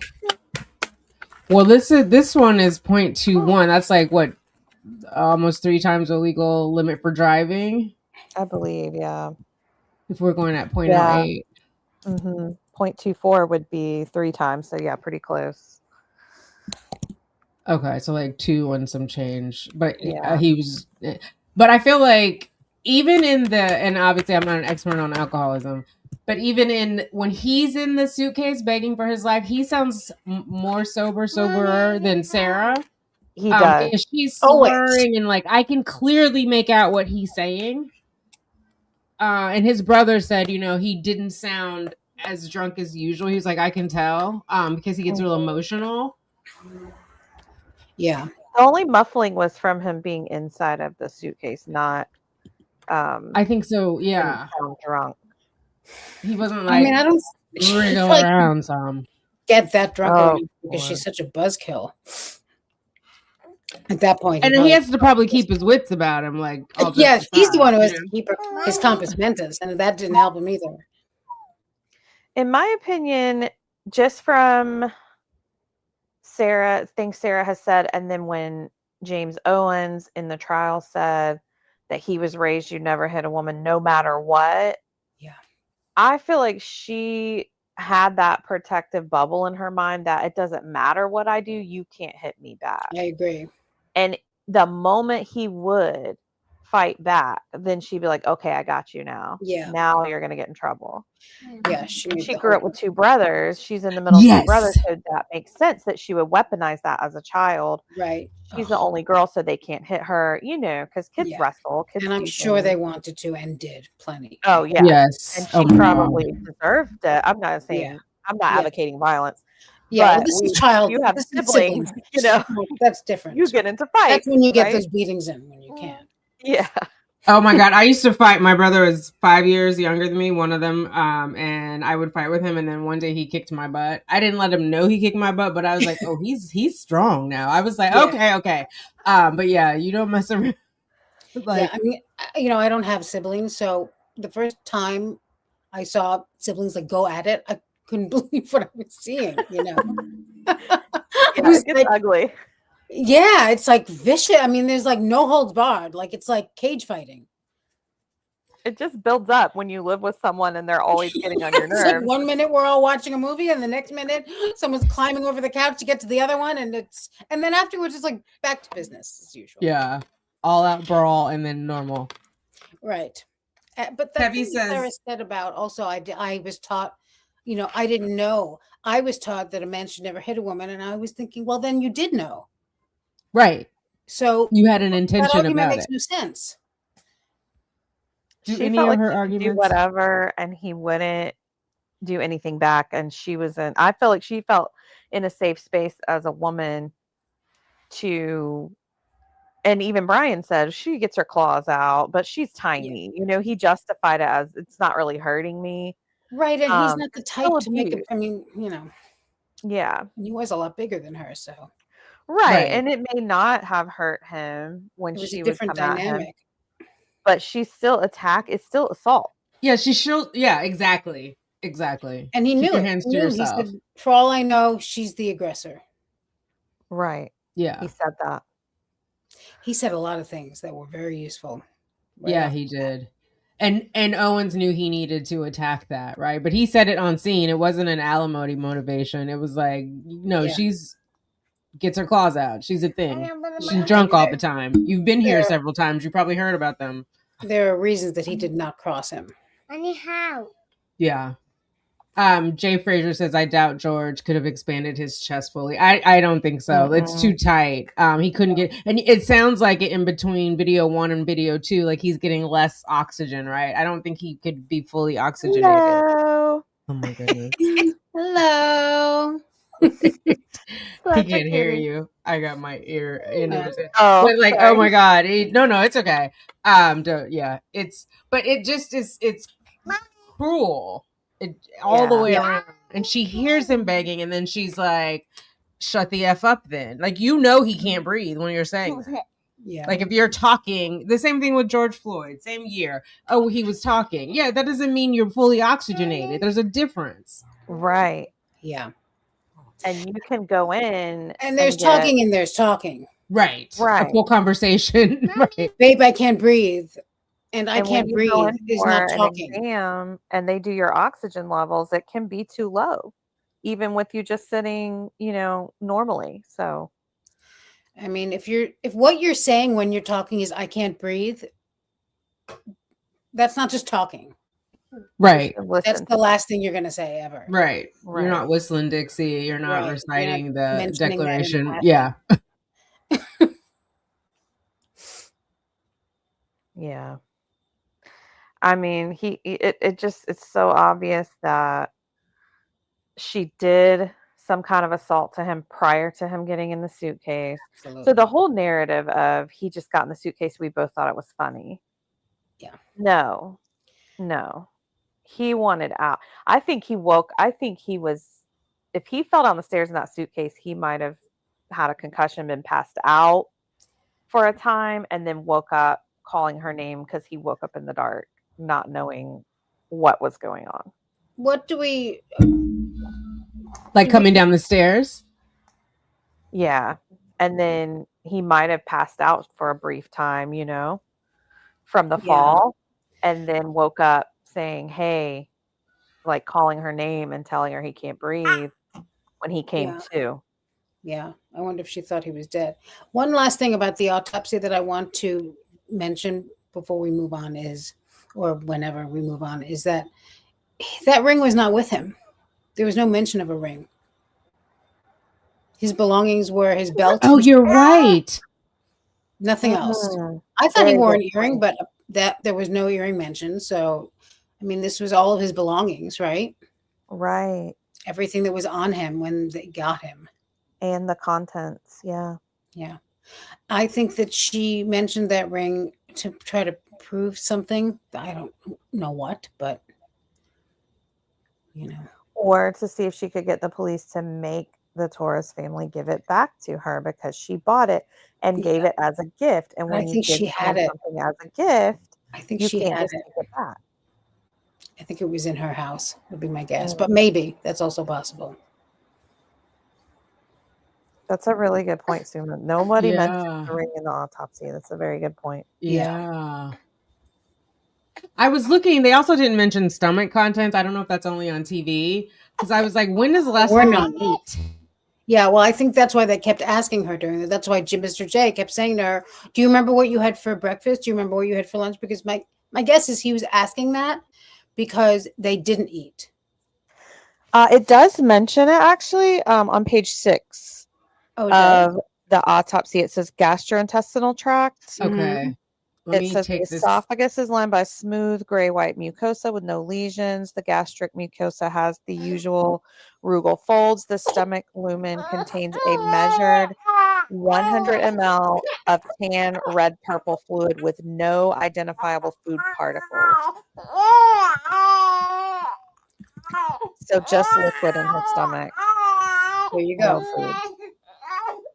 I mean, and I knew that had to be the case because there was a reason he kept mentioning that, asking her, and the way she answered, she knew, this may have been, I don't know if it was like a particular issue within the I don't know what, but it was an issue for sure. With him eating. Well, she Yeah. also had a food stamp card. So if that was in her name because, she had a child and she could claim, Yeah. all she had was $1,000 a month alimony that was like able to be traced to her or her unemployment. Mm-hmm. She had a food stamp card. So she was in control of that food stamp Mhm. card. If it was in her name, she would have weaponized that, I'm sure. Yeah. I just think it was one way of her abusing him, Yeah. Because she liked to be in control. And Yeah, earlier we she's were Shonda talking about Vander BB. Ark, really. Yes. Like that And kind of earlier abuse. we were talking about if we think they were really cleaning. And I do think that Sarah made them do some kind of chores because that was another way she could control and say, we're not going to go to Publix until these chores are done, just to, treat him like a child. Yeah. Or he's the one who wanted to clean up a little bit. She just took it on as her own because Yeah. Hey, Ace. So Ace is saying she called his name 18. George called Sarah's name 18 times. I think you sent her a letter about that, right? If I remember correctly. what a cute doggy Ace has. Very cute. Yeah. 18 times is wild for you to ignore Yeah. someone. She loved it. She did. She had complete control. I mean, I do believe the one thing she was honest about in her testimony was that she hit his hand with the bat when he was trying to get out. Yeah. She had the bat. He was trying to get out. He may have been able to get part of his hand or fingers out, and she did hit it with the bat. I believe that she did that. And I don't know if it was then out, but I'm sure she hit it. Yeah, maybe. And then I believe she zipped it the rest of the way shut, so he could not get out. Right. Yeah. And that, if that's the case, because she had to answer to the bruising on his fingers. I mean, there was a lot more bruising that she didn't address, but I guess the bruising on his fingers must have been so, maybe they decided to work something in there. But if that's the case, then because there have been like theories that maybe, and I also believe this is possible, she thought he was dead and that's she put him in the suitcase, only to discover later that he was not. I don't know, but that. If that's the case, then, well, it's also possible she opened it up again. Who knows? But yeah, she must have hit his knuckles at some point. Yeah. Yeah, because why would he willingly get in there? And she says it on the 911 call. I put him in the suitcase. That is the first thing she said. Yes, I put him in a suitcase. And he had to fold in half to get in it. It wasn't just, laying down in a box or something flat. He had to fold in half. But then in the interrogation, she says, no, George got in a suitcase. Yeah. Mm-hmm. Yes, even though she told did. the 911 operator that she put him in. Exactly. She was very conflicting back and forth on that. Yeah. On the stand, she said he got in and the little flap was going. Yeah. What do you think? Do you think that she fell actually hit the bed, or do you think she passed out on that couch? Couch. Me too. I think she passed out on the couch, but I do think eventually she woke up and went and got in bed. I think she woke up in bed and was like, what's going on? She focused on the bed too much for me. I thought it was a lie. I just hit the bed type of thing. I think she passed out right there with her phone in her hand. She screwed herself with two of her lies that she thought were going to make her look better. The half a bottle of wine, because she knew that one bottle, first of all, to call that a bottle is pushing it, because it was right. They were magnums. It's a jug, like it's practically a box. Yeah, I mean that thing should have a handle or two, but okay. the half bottle because they found the receipts for 2, which meant that they knew they bought 2, that they had 2 bottles that day. So Mhm. now she's messed up because, and she doesn't mention the fact that they didn't find a 3rd bottle. Okay, but now it looks as though they drank 2.5 bottles, right? Yeah. She got busted on that. And that hit the bed thing because I think she thought she didn't want it to look like she just passed out like some kind of drunk. But You she know, she wouldn't did. she's a lady. She wouldn't just pass out drunk on the couch. Of course she did. I'm sure or the floor, who knows? But she wanted it to make it sound like it was an intentional that she walked upstairs and took to her boudoir. And Ace is right again. At trial, she couldn't even get the suitcase open. She Right. tried to get upset at Mr. J, like, there was a safety pin or Yeah, there it was wasn't this something hard hidden." last time. And when they first bring out the suitcase and Mr. Owens goes, "Oh, it's pretty big." Right, like it was a No. first class seat. Well, hop on in, good old boy. Let's see. Like, well, why do you hop on in? Do you think it looked so big? I think too, because the bottles, right? So there was 2.5. She's like, well, there was a half. They threw out the empty bottle before they took their drunk selves over to Publix. Right. And she had called Brian like maybe 10 minutes before 12, maybe not that many. And then they're at Publix to ask for money. Then they're at Publix on camera at like 12:15, spending Brian's money. Exactly, which is another reason I don't think that Sarah was so concerned about money because she got plenty of money, plenty extra money from Brian whenever she asked for it. Because who's going to fight that fight? I personally don't think she was that concerned about George as a money provider. No. Right? Like, I know people seem to think that, and I get why, but I don't think Sarah's that money focused, really. Now she's a little more so because, but it's more of a control thing, even still, probably. But I think that she really didn't need George's money. He didn't make Well, she needed it to keep the apartment because she wouldn't qualify on paper, whether she needed it in her was already pocket or in that not. lease. They usually don't revisit it from what I know. Right. But if he actually left her, what you think Brian would have just covered the shortage on the rent? Yeah. Okay. I think even if he didn't leave her, but he wasn't working, Brian would have covered it. He said in the street interview on scene, basically they're living off of the money I give her, Right. But I think he was under that impression because of what Sarah was saying, right? Like he only works part-time, all the other I think part of it was just a lie. And I also think George was in a more dangerous position because he wasn't working those 2 weeks. She had all day to harass him, or before she would just be calling his job. But she didn't have to call now. He was there. He was trapped. And showing up if she's not too lazy. Yeah. And I don't think she even knows this, but I don't think she was never going to let him work again. He was never going to get out again, I don't think. Because imagine she's going to let him go someplace where there could be women or anyone or a phone. No. Oh. That's probably why she was so close to his parole officer and to have especially because that parole officer was a woman. So I'm sure they talked on the phone for 42 minutes, but Sarah was the one doing all the talking. And a narcissist wants to appear very caring and involved, and when in reality it's control. I helped him. I made him a better person. Can someone explain to me? I'm here now because I'm still trying to help him. What does that mean? No, wait, nothing. But I don't even know what she. Not because you have a warrant for your almost murder. Yeah. Help him leave this planet? Is that what she meant? Yeah, I'm here because I'm still trying to help him. I guess just trying to get to the bottom of this. What this caper, solve this caper of what cause was. Yeah, other than this. And also at that point, Chelsea's like, yeah, but Ace is talking about his PO. I don't believe that for a minute she was not on the phone with for 42. And she says she and I were both talking about how I helped him. No, you were talking about how you helped him. We both she was trying to. She is right.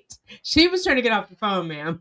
Right? She's like, I don't get paid enough for this. Yeah, no, that I mean, I was hoping that they were going to bring that probation officer up to the. Because there was an issue with that. There was an issue with that before trial where I don't remember whose motion it was, but I feel like there was a dispute between Owens and the prosecutor about Melissa? requiring state employees to testify Oh, about private information. So that would have applied to a parole officer or a caseworker. There was some kind of a motion though where I think the state was saying no, they can't make these people testify because they're protected, almost like attorney-client privilege, but with social work or whatever state employee they were trying to obtain. It didn't specify who, yeah. but there was something about that. So they may have tried to call them, Yeah. but for some reason they were protected from testifying. Yeah, because they did a blanket subpoena of like so many people, and the judge was like, "This is overreach." Mm-hmm. Who did, the defense or the? Owens, because he was like asking custodian of records, a lot of state employees, and like it, they would be on the clock, on the dole, and having to come, and it was like there are other people who can get this to you. I don't think it would have. I mean, it would not have helped them anyway. I have a feeling au contraire, but that's why I would have liked to have seen that, even if it was the defense calling. Yeah, right. I It mean, would have been interesting. Yeah, I mean, they got that poor Pearl Walker up there. that was so gross, and I was like, has she even seen the evidence, ma'am? Go home. Yeah, and then when, Yeah, she was confused. I mean, Sarah wanted all these people and none of them would come. She was the only one willing to come. And I don't think she really fully understood the whole situation. Definitely, Amy. She reminded me of that witness in My Cousin Vinny. Like, could you see through the screen and you were making grits, and how thick are your glasses? Like, ma'am, what? Yeah. And when Kevin Beck asked if Sarah got uppity with her, I was like, okay, we can bang the gong, get the hook. Get off the stage, yeah. Amy Lou, and her leg got infected because she has horrible hygiene. She kept calling it a wound. Like, when does it become a scar? Yeah, exactly. Especially, I think about George all the time, especially when I see my stab wound. Now, when she said she had to have multiple surgeries because of how bad it got infected, they may have had to remove tissue, and that's why there's now a hole in her leg because of how bad the infection. They probably had to remove some of that tissue. Mm-hmm. So it may not have originally been that deep from the quote unquote stab wound. You would probably know more about this than I do, but I know a little bit about it. And Mr. J did mention that what she had was cellulitis, which sounds is an infection in the skin. Right. And inflammation. So if she may have had a small cut, got some stitches, she didn't clean it, it got infected, she had to go in, they're like, okay, we're gonna have to cut this out. From what I understand, it can eat away at the skin, kind of. Yeah, and it could have gotten, if there was any kind of like dead tissue, they would have to remove it so it doesn't continue spreading, Mm-hmm. Like if you have a bad apple in the bag of apples, it's going to keep spreading to the other apples.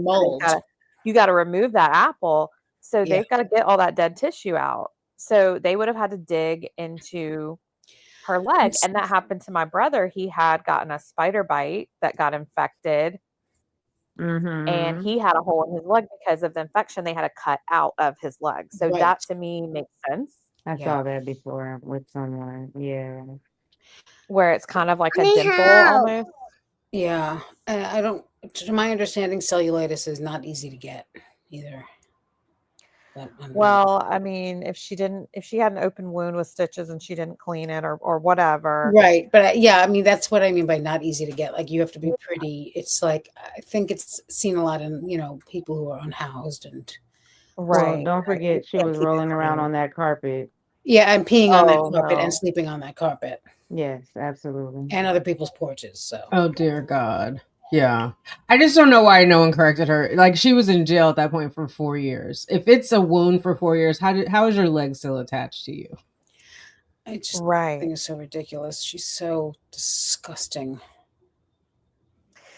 And that's why she's saying, "Oh, this scar is my stab wound," because initially, you know, it She may said it have was, been from a knife, but the wound is really from but it infection, wasn't and she from a even knife. admitted that. Yeah, but it also wasn't from a knife. Remember, it was from a glass that broke. Yeah. I think. Mhm. Yeah, Gail Marie says, I think she fell on a broken bottle and lacerated her Yeah, leg, but that's what. no, did not almost No, bleed to death. that's Yeah, running they up and had down to the come up with that stairs. story. They came up with that story to make the hide and seek look less ridiculous, which just made it look more ridiculous. To show that she makes up games. Right. hide What her adult plays youth. hide and seek? Like, I just don't No, understand. that's not how it's put. I mean, that's You're I it. mean, maybe at work, so you can. yeah.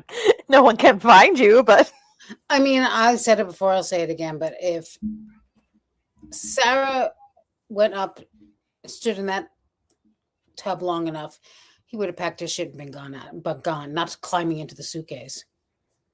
In a heartbeat, I think so too. I mean, think of the control she had. He didn't have his phone. I mean, there was a phone found in the suitcase, but she's watching that like a hawk. The other thing, like, how is he watching porn on the phone if he always has to get permission to use the phone? I just feel like she'd be hovering. Yeah, he wasn't. Yeah. That's why Mr. J asked if it was her watching porn on the phone. Right. Because it was. of course She it was so was. gagged when he asked her that. That's She didn't know cheating, what to Suma. say. Yeah, I She suppose didn't if I know was looking what up to what he say. was looking at. And what did she say she was Okay. checking? But it's like you're going to, I said, Pornhub. Yeah. All right. What are you checking? His categories. She wants to see what he's looking at. He's because that's cheating, Tanika. Oh, silly me. Hello.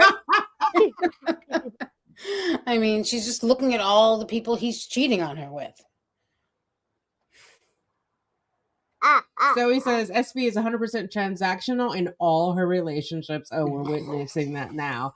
Transaction could be her wanting attention, wanting alcohol, wanting praise, to stroke her ego, wanting money to support her daily living expenses. Yes, right. Even her with her child is transactional, and it's all about her and her needs.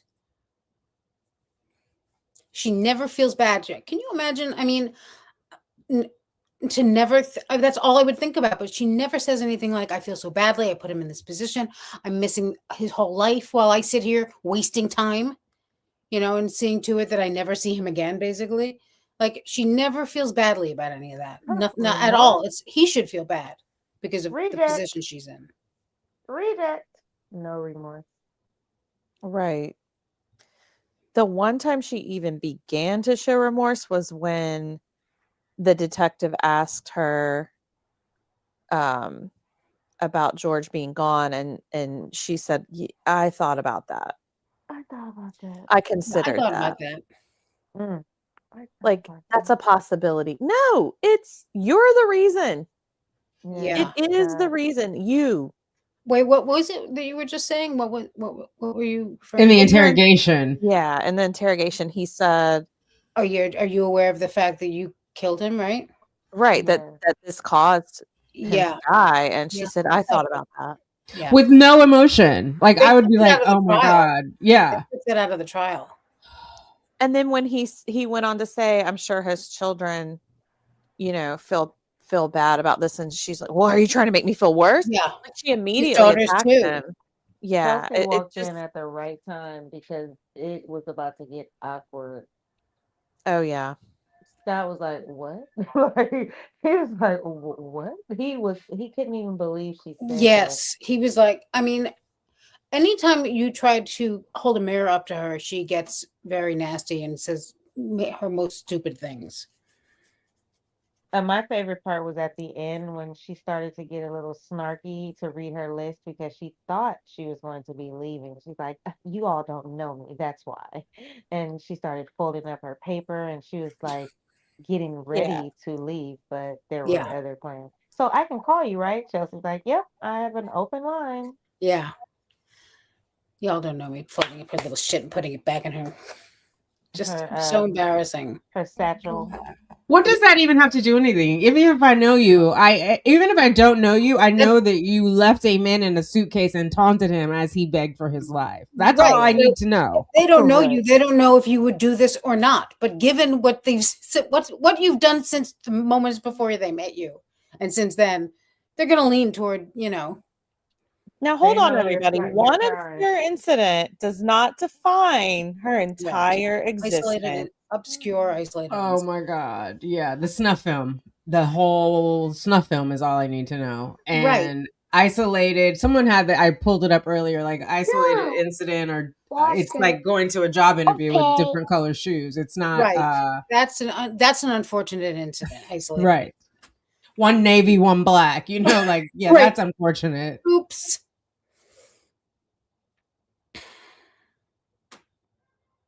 Oh, nonetheless, I have to live without him, and that's punishment enough. Yeah. Oh no, we got something for you, honey. Don't worry. Yeah. We'll decide what's punishment enough. Okay. It's almost like she was trying to project. That's punishment enough, so there's nothing else we need to do here. Know that. I'm leaving it at that. See you around. Right. On the next one. Publix if you need me. I'll be at Muldoon's should anyone be looking for me, and don't look for me. Trying to grab her a new man. Oh my god. Yeah, and that was not going to Run. go well. And that's when I think her son would have been the next focus, and that would have not ended well either. But Chelsea's bored indifference. Oh, I skipped this other one. So since sliced bread was clarifying for all of us, Sarah cut her leg on a glass tabletop on her back porch. Melissa Sexton, her property manager, verified this. Oh, I thought it was a broken glass, but that makes just the same thing. Yeah. Yes. And then Chelsea's bored indifference to Sarah's melodramatics was absolutely chef's kiss. Yeah, the more hyped, because Sarah, I felt like, because I know a few melodramatic people, she kept getting more amped up trying to get a reaction out of was Chelsea. Crazy. It was. Oh my god. I think Chelsea was my favorite character in the Sarah Boone saga. Me too. I don't know. I feel like it's a tie because I love the way Scott just couldn't let it go. Like he wanted to ask all the questions that we want. We would have. That's the way we would have been. Not like whatever. Screw you. And I'm sure he knew, but he just couldn't. He couldn't wrap his mind around what he was seeing and hearing here. Some of the best moments were when Chelsea left the room and it was just Sarah and Scott together. Yes. Oh yes. I wish he would have I wish Chelsea wouldn't have interrupted when Scott was like, give him a few moments for what? Me too. She had a really bad habit of not just cutting Sarah off, but she finishes sentences. I know some people like that, like as you're I'm guilty of it too. She kind of finishes the sentence for people. It's like, oh, how was your day? Oh, it was a good day? Yeah, it was a good day. So when you finish someone's sentence, they kind of just say what you say, and that's what Sarah did in the interrogation. Yes. She just finished her sentences for her, and Sarah just went along with what Chelsea said. Like, all the cops who showed up and told her story for her because she wasn't saying. Did he hit you with an open fist? With yes. Right. But they wouldn't have gotten that was the moment that bothered me too when he was like 5 minutes for what? Like, were you punishing him? But the truth is she would not, had she not been interrupted, she would have immediately, she'd be like, here's the thing is the suitcase was all the way to the back of the closet. She would have completely switched it around until you don't remember what the question was. And he said, where did this game end? Right. Yeah. He's like, I don't get it. Where did this game end? Yeah. Yeah. I hate to see what a bad day looks like. And she was like, oh, she was so, what about horrified. yes, when he said about his children, also his children, she was like, are you trying to make it worse? Yeah. Like, ma'am. I know. I mean, what made her stand up? And when he was like, sit down, please, what made her stand up? I think she was trying to gain control. Like, she likes to dominate people. They're seated. She's standing up like, you guys. Yes, like, she's trying to command the room. But what was said? I can't remember. Yes, there was something, and she was done. She got up and she was like, he's like, sit down, please. Like, yeah. And I don't remember what Chelsea did at that point, but Scott was definitely, he was so ready to cuff her at that point. That the end was it was just a delicious delight for me when she's like, why is this happening? What? And he's like, because George is dead. I'm so glad he got that in just for his own well-being. Yes. Yes. Yes. It was And ours. satisfying to hear. Yeah. Yes, because to me, Scott seemed like the more senior officer, but Chelsea was the lead.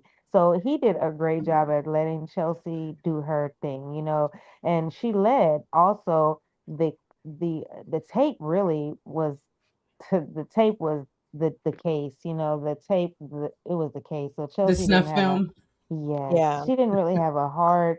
She didn't even really need a confession. No, It was just, it was there on the tape. But Scott, he did a good absolutely. job just sitting back. But whenever Chelsea left, he kicked it up a notch, Yes, Mhm. and I appreciated that because we got me some good too. stuff out of Sarah when he did that. Yeah. Yeah, He You're I was very more right. seasoned. Like you heard when Chelsea, I don't know if you remember when Chelsea explained with that group of people, their boss told them to rotate the lead. So it wasn't the yes. same person all the time. So it was her Mhm. rotation. But I can't remember exactly, but she'd only been like 1 or 2 years in homicide. Yeah, Yes. and I mean, I think they both knew to an extent, but she saw that first of all, also she was pregnant and was patient zero for COVID. Yes. Just over Yes. it. For COVID. Oh So, my God. Yes.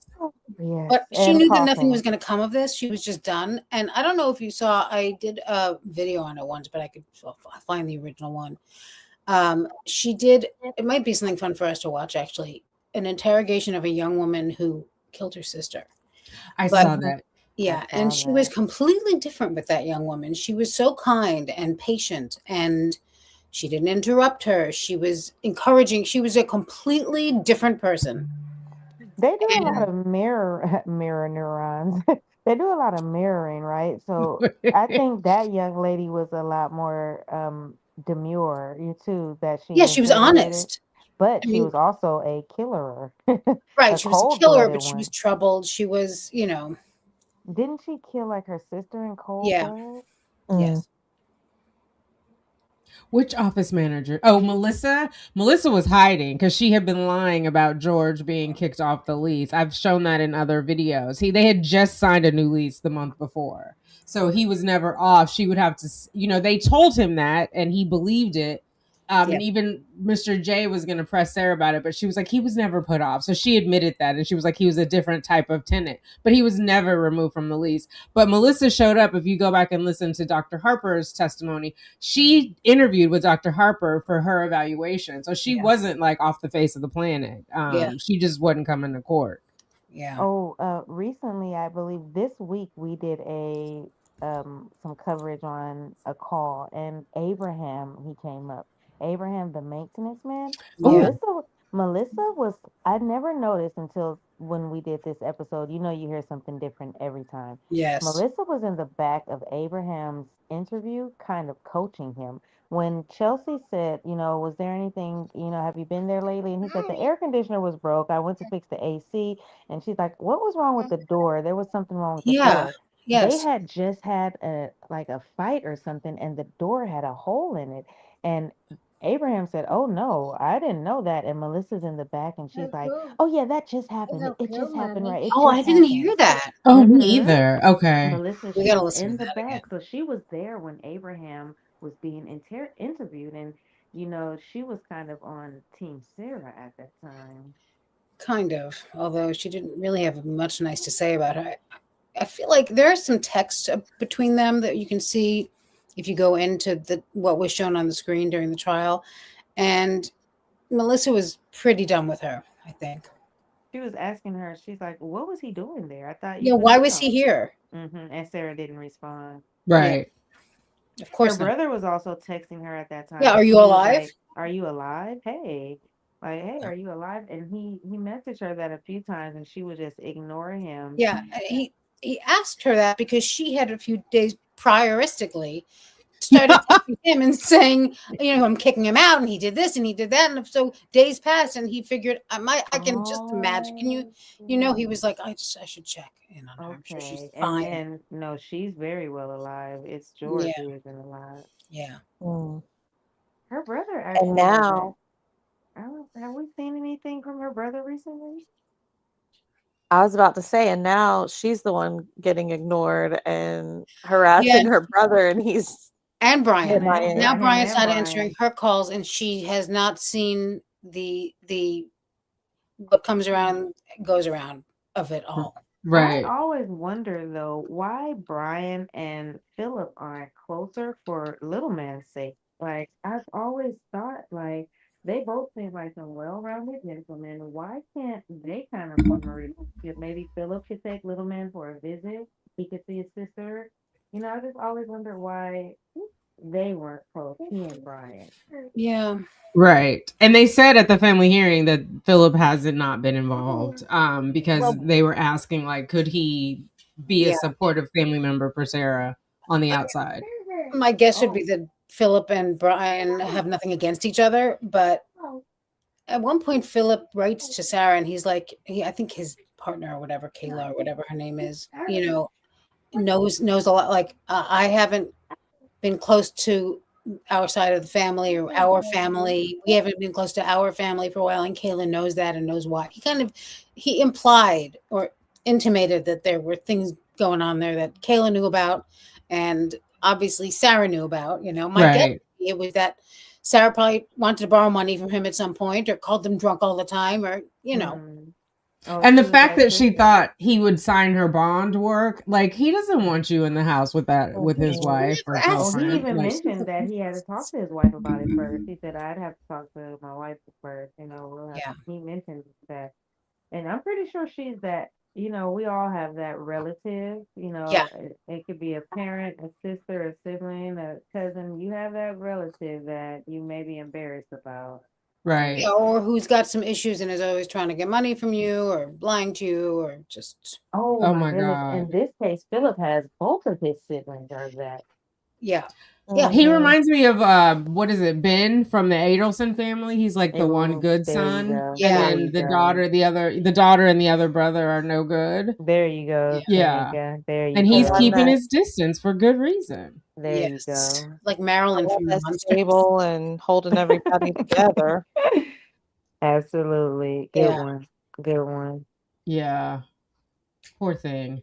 So he probably has a strained relationship with the son, with his nephew because of that, you know? They're just not close. You know, they maybe never built that because Sarah was never bringing her son around anyone. I mean, she was not. Right. She could barely pick him up from school. Yeah.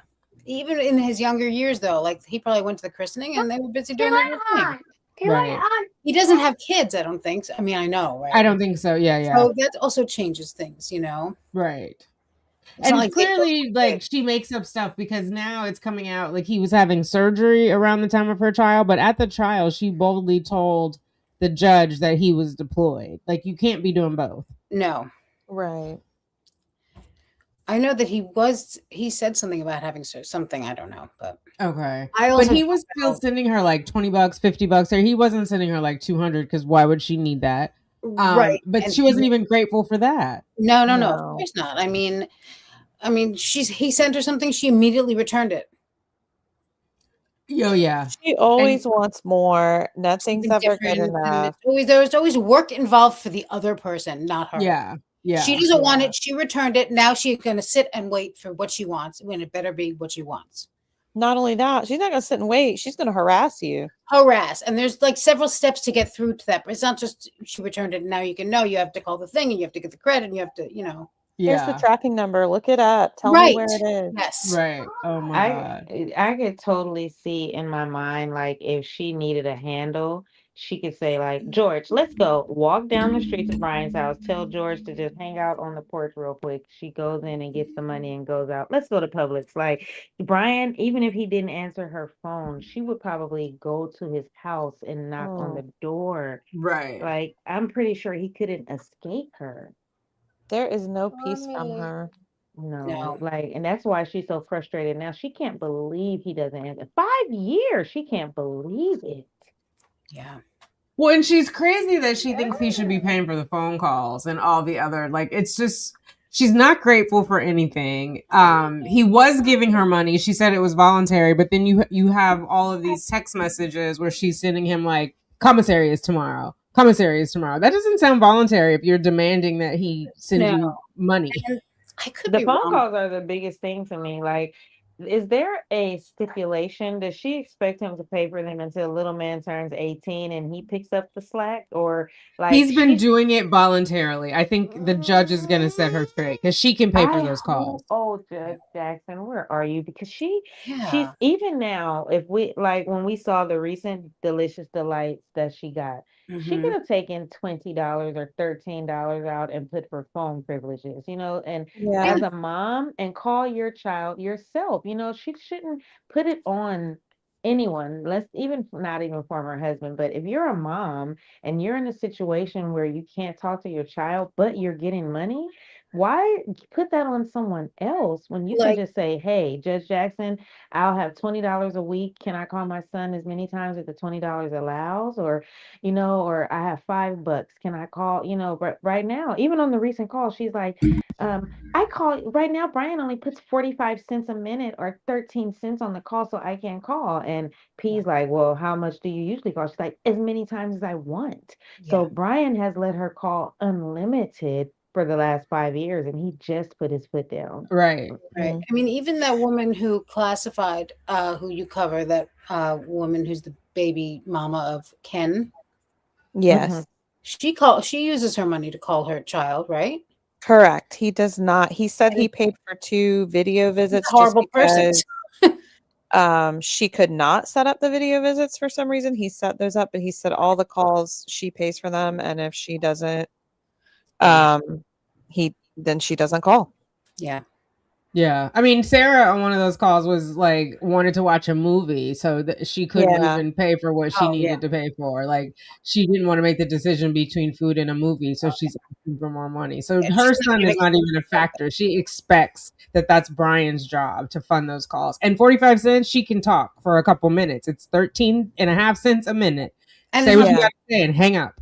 Yeah, it's not just calls. Those calls are to get money, basically. Like that's her telemarketing. That's not right. Talking to her. I have a unsubstantiated theory though that she was still on Brian's phone plan before she got incarcerated because she could not have paid a phone bill.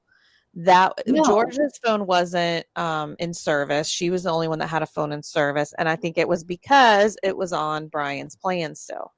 Yeah, and it says so in the text. It's like, I don't know if it says Brian Boone or if it says, but there's something that makes it obvious that she's on someone else's plan. Owner, I think I think that was when the prosecutor put up some of her phone records. Yes. That they had to clarify that. Yeah. So I think that's why she expects it, because she's always been on his phone plan. He's always paid for all of her calls. Even after they got divorced, she just stayed on his phone plan, I think.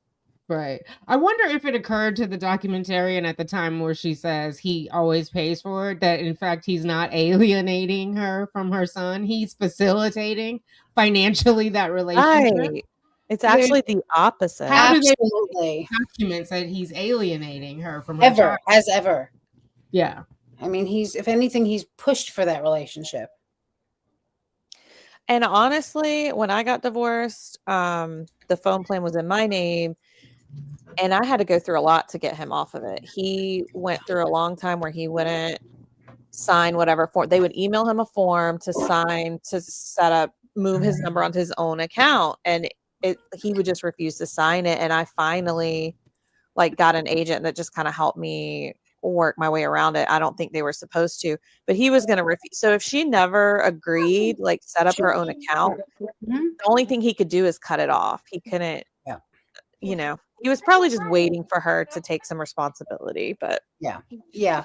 I mean, I think he was just starting to see the writing on the wall, because I mean, don't forget, he knew her as a completely different person for a long time. So right. I mean, I don't know, He completely probably different. watched her deteriorate and felt bad because, And I'm she sure wasn't in always that way. retrospect, looking back, there were signs and traits of hers that it's like, okay, yeah. So she went with that direction, not the other direction, but. Well, looking at all the photos that Danny shows when she was with Brian, she looks healthier. She looks happier. At least, I mean, I know most people normal smile in Karen. a photo, but she didn't have that crazy eye look, Yeah.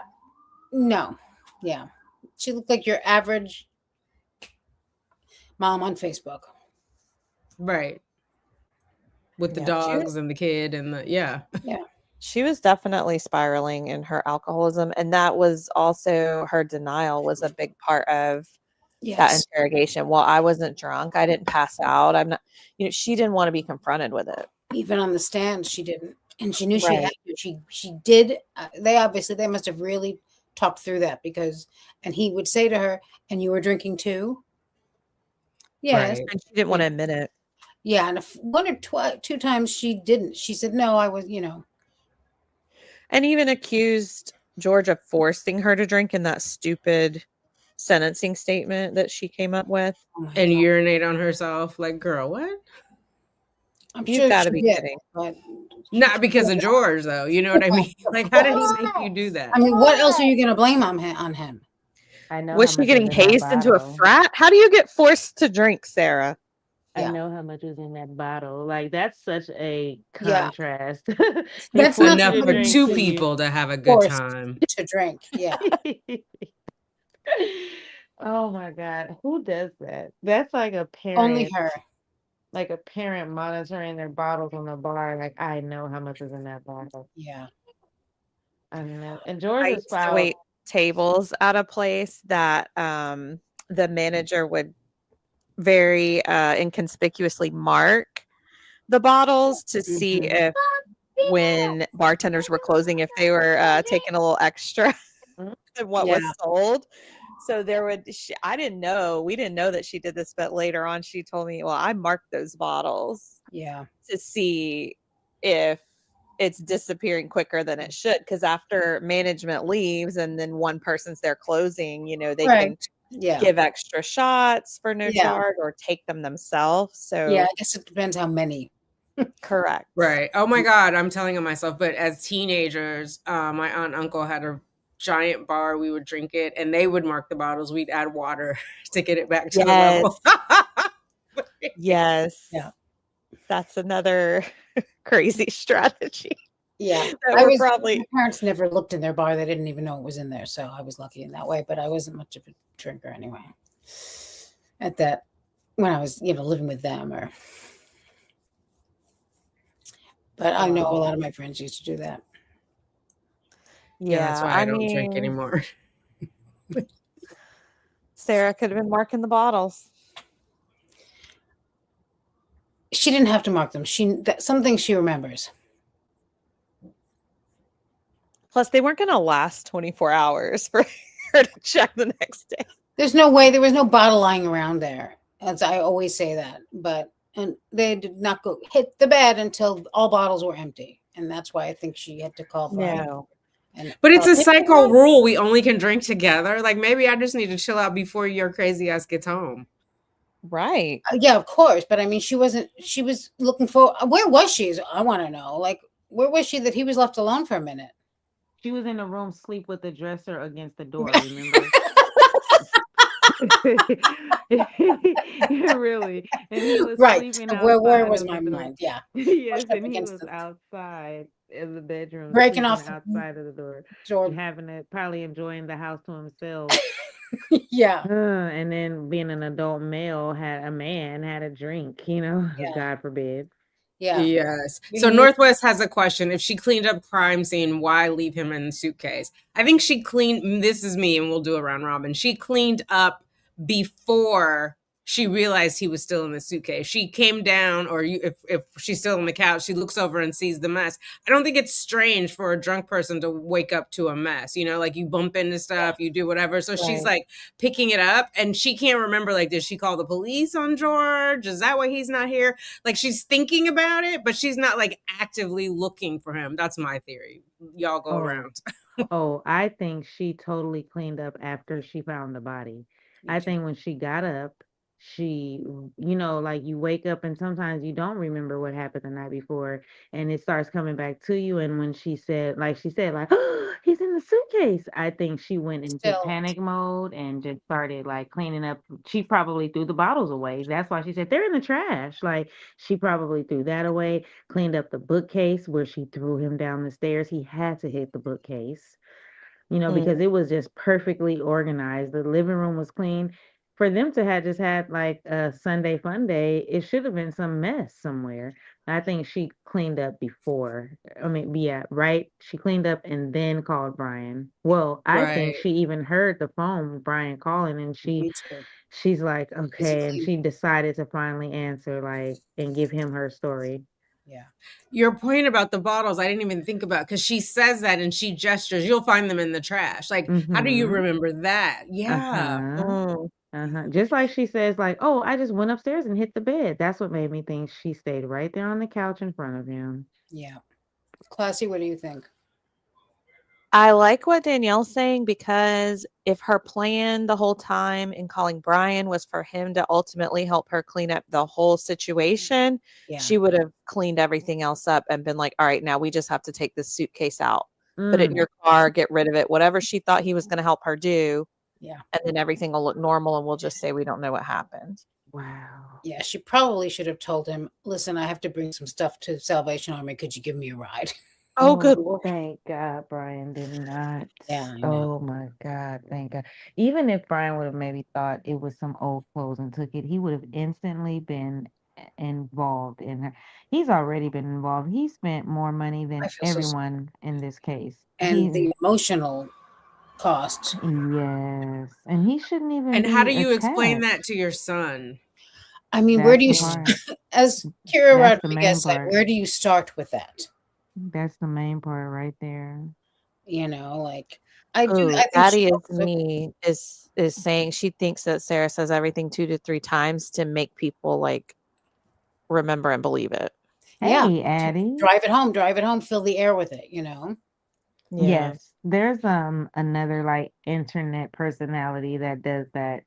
Dr. Umar Johnson, he speaks in threes. It's hilarious, like just threes at a time.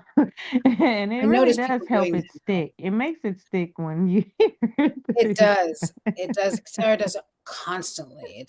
And it's in a way that's odd. It What's sounds your odd. favorite one? Always, always, always. Yeah, they always said I'd kill him. I love when you say that. I mean, And then you always say, like, if I was home alone or if I was being interrogated dead from my body in my boyfriend. apartment. Yeah, what do you say? What's your theory? Last thing I'm saying to the cops when they come around asking questions about it is his parents are going to think I did this. They Yeah, always said I was going to kill him. Right. that was so foolish for her to say. But They're she all thinks gonna say I the did this. victim though, right? Because Right. she's like, She's taking a yeah. picture. She's so skewed that like, don't bother me. They said I was going to do this. Okay. So this is, hello. Like that's mean. That's And they're going to come kill her, remember? That was Right. why she said all every that. time. Every And then time. we see the mother eventually is like, girl, she was not worried about you. Yeah. Not only was she a tiny little frail woman, but she's the kindest, sweetest. She's just like her son, really. Like this Right. very. And how did everyone miss when when he was like, okay, when Scott was telling her like, okay, you know, whatever was to do what you want to do, or just be safe, and she's like, run. I can't remember. But she's like, run. Yeah. And that just went over everyone's head. Chelsea even missed it. I would have thought Chelsea would have clued in on that. Like, excuse me? Yeah. Right. She does that. It's the same when she was like, that's because I lived. Like, she thinks it's like some great man. I lived What? to fight Yeah. another day. Oh, Mr. J was so upset with her on stand when she got into that mode. He was like, ma'am, you know what I'm talking about. Yeah. Yeah. And she's like, what? That's because Oh my God, before we get too far, classified crime, did you finish what the cleaning and is it Suma's turn or did you have more? Yeah, it's Suma's turn. I just Okay. think she was cleaning up and her last thing was going to be, okay, we're going to take the suitcase out when Brian gets here. Yeah. I think she found him and then started cleaning. And I personally think that she kind of like unzipped the suitcase and looked in and did not take him out right away. Mm. Because Sarah doesn't like to deal with things that are like unpleasant, you know? Like, do I have to watch this? Guys. So she avoided it for a little while. Yeah, I think she probably finally left it open, a little hole there. Oh. Yeah, and cleaned up, tried to make it look like normal people live there, and called Brian and was like, George is dead. Oh, because she's totally normal. This situation is totally below her. I think that she knew she couldn't get away with. I think that it's possible that she tried to move the suitcase Like she, Yeah. I wouldn't put it past her to think of driving it over to anything, I don't know, a swamp or whatever you do over there. How Like, did she get George out of there? He had to be heavy. yeah. Yeah, And like literal yeah. dead weight. He's 103 pounds, though. I mean, I don't know. Yeah. Maybe Also, a flipping body's She was about easier the than same. a brick of a suitcase, although Right. that feels, but still. That Right. is so sad. He was bent over, so she had to stretch him out. Was she talking to him? That's why I was hoping to maybe give her the benefit of the doubt. Like maybe she pulled him out and beat his chest and breathed in his mouth. And George, like maybe I would hope she didn't just like callously just. It's that gurgled, that scream. When she screams, he gurgled. She did a lot of damage to herself, I think. Yeah. Yeah. But so now that you guys are saying this, I think she didn't want to touch it, right? Like it was, she was calling Brian to just come take it away. Like as he always cleans up everything else. It's beneath her. It's a hassle. Like it is just unpleasant. It's like she's a little scared. She's a little nervous. This is not a great look for her. This isn't the way she wants to be portrayed. It's interrupting her drinking and smoking and her she day. kind of would like to move on now, wait for this to blow over a little bit and then get back to business at hand. Well, Correct. I think it was in the messages to Lana or maybe a call when she's like, I'm just thinking about my townhome and my car. And, and she's just, when she went to the doctor's office in prison and she just was reflecting on her life. She really missed her townhome. Yeah. that townhome did not miss her. She didn't miss George No. or regret what she did. She really missed her Kia and her townhome. Yeah. Guys, I will never be, I'll take this. I'll take it. I will never be this. This has totally changed my life. Yeah, you can say that again. Yeah. She should have caught a clue then. Chelsea was giving her clues. I think she did. And then she got nervous. Wait, giving her clues about what? About being arrested? Yeah, because Chelsea and Scott were both like, oh, yeah, you got that right. Basically. They say something like that, or if not that. And she was getting more and more nervous, twitchy at the end. Yeah. Dropping more hints, but she didn't want to directly ask, which is just dumb. No. I don't know. Yeah. They weren't going to lie. So avoidant of everything. That's why, I don't want to watch this. And that's why I think she never saw her discovery. She didn't let him out of the suitcase right away. She immediately wants to get away from the unpleasantness. So. Right. She's a huge procrastinator, so she'll do something else to avoid doing what she needs to do. Even if it makes it worse. What she needs to do, remember Patricia Cashman? She has all her little lists. That's what she needs. She needs to make lists to give to everyone. She needs to look like being busy and telling everyone what they're not doing. Right. Yeah. And she would be in jail forever if it meant not dealing with the trial. Right. And that's one of the reasons, in addition to her just being an ass to him, but Bankowitz withdrew because, hang on one second, the family case couldn't go forward while her criminal case was pending. Right. And right. She would still be being interrogated if they let her, because she was never going to ask, am I being arrested? She didn't want that answer because she didn't want the same thing as the trial. She didn't want to know. She just wanted to keep going round and round and round. Right. But if you think about it, as long as she was still in county jail and her trial hadn't happened, she wasn't a convicted killer. Right. Right. So she could avoid, again, confronting herself and looking in the mirror and having a consequence for her own actions. And now it's her appeal, my pending successful appeal where I get out of here. She's just in complete denial, period. Right. Yes. And I think if she had gotten that $1,000 before her criminal trial, she'd be fine to sit in jail for as long as it took. She'd be having, what did she say, living large. Yeah. She was fine with that. Yeah. I feel bad for the son, though. I always imagine, what was the conversation that night that she slept over, right? Because she had no remorse. So I'm sure he was conflicted and confused. And she was, blaming him and probably saying negative things about George. And that's not the way he remembered him, right? Because Melissa said he was the only one who spent time with the kid of the two. So it just is that. And then during the family trial, when Brian was saying, saying that someone is accused of murder is not the same as saying that they are a murderer. And he's had to have that conversation because the son is being teased at school. He wants to, like, at 8, he wants to understand, like, why? What did mommy do? Right. Yeah, and they want to move because of the aforementioned teasing. And so if Sarah doesn't understand that at all, she's like, how can you move away when I'm going to get my Kia and live, keep, you know, and they're like, no, you are going to be on trial you're an accused murderer. Like we can't. And she says, what does that got to do with me? I don't understand. Like, what does that got to do with me? Right. She wanted everyone's life to be on hold as long as her trial was on hold. Absolutely. And just wait. Which would have been forever. And Brian was right about that. Yeah. He waited too long. I mean, not too long, but, you know, he put up with way more than he should. Yeah, I agree. Because then she felt entitled to it. I mean, she still obviously feels entitled to it. Yeah, because she's I don't know. I just don't know how she thought it was going to end. And whatever. I mean, I know she was teaching him a lesson. She says that repeatedly. I wanted him to squirm a bit. This is what, for everything you've done to me. I just don't know, like, did she think after that if he lived he was going to stay? Do you know what I mean? Like, you're going to punish him so bad so he never thinks about leaving again? Because she was pissed about something. Right. She, in her mind, he was in a timeout to learn his lesson. Mm-hmm. You know? Yeah. And he was going to come back and be recalcitrant. I don't know. Like, it was... Hey, Groovy Canadian. I'll see you tomorrow for Sunday Fun Day too. I have a surprise for you guys. Good night. Ooh.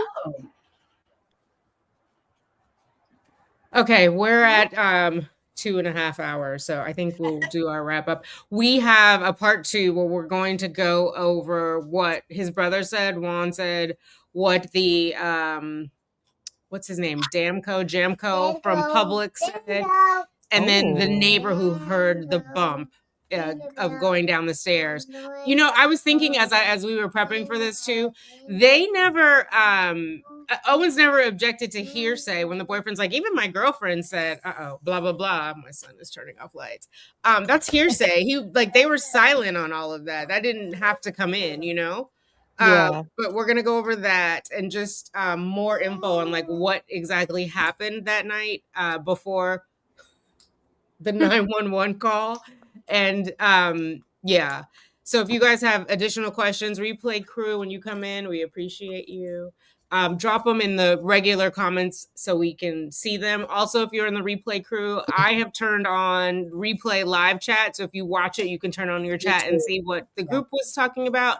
But yeah, we appreciate all of you guys. I want to make sure I get all of the supers in. Bossy Tuba gifted oh god, gifted 10 summa cum loudmouth memberships. Thank you, Bossy Tuba. Congratulations to everybody who got a membership. Make sure you head over and see Suma's membership list and the videos she has waiting for you. I who see, honey, can you turn the light on? One who sees.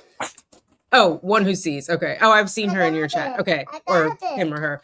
Member for 14 months. Sarah wants Brian in jail so bad. I know, with all the contempt, she wants him punished. And all he's done is help her. All he's done is support her. It pisses me off. That one. Gail Marie gives $1.99. Thank you for the super. I'm not sure if it's hard to tell because we're all sharing. Like, okay. Yeah, I can't tell either. Yeah, but thank you. We appreciate your support. We thank you all for being here, for giving us information. The chat always knows, like, collectively we all know, but like one of us maybe like it's this, it's that, and then someone will bring it to I always go back and read the chat because yeah, funniest people in the world also. Everybody has good information. Like I said, I learned a lot last night in Dandy's live. I think he took it down, which I wish I could say, but make sure you subscribe to he takes his lives down a lot, which I get. Also, I did that a lot when I first started. Okay, I didn't know, but because I was looking for it again this morning, because then I like think about things and I want to see it again. But I wanted to see it too. I couldn't find it. Oh, and thanks to all the Facebook folks who've joined. I see there's a thumbs up on Facebook. Thank you. You guys would have come up in the chat, but I didn't look for the little flaggy thingy. Hopefully I didn't forget. Anybody else want to do a round robin goodbye? Bye, guys. Thank you all for joining. We appreciate you guys. Thanks for See you hanging guys out. tomorrow, Sunday Fun Day. Good Yeah, night. Yes, forward to check out part two Danielle's. Yes, yes. And everybody stay Night-night. safe. Night, night. Termites. Everybody Bye. stay warm too. Whoever is in the snow and the ice. Suma, I see you are bundled up. You want to say Yeah. toodles? Toodles. All right, guys. Toodles.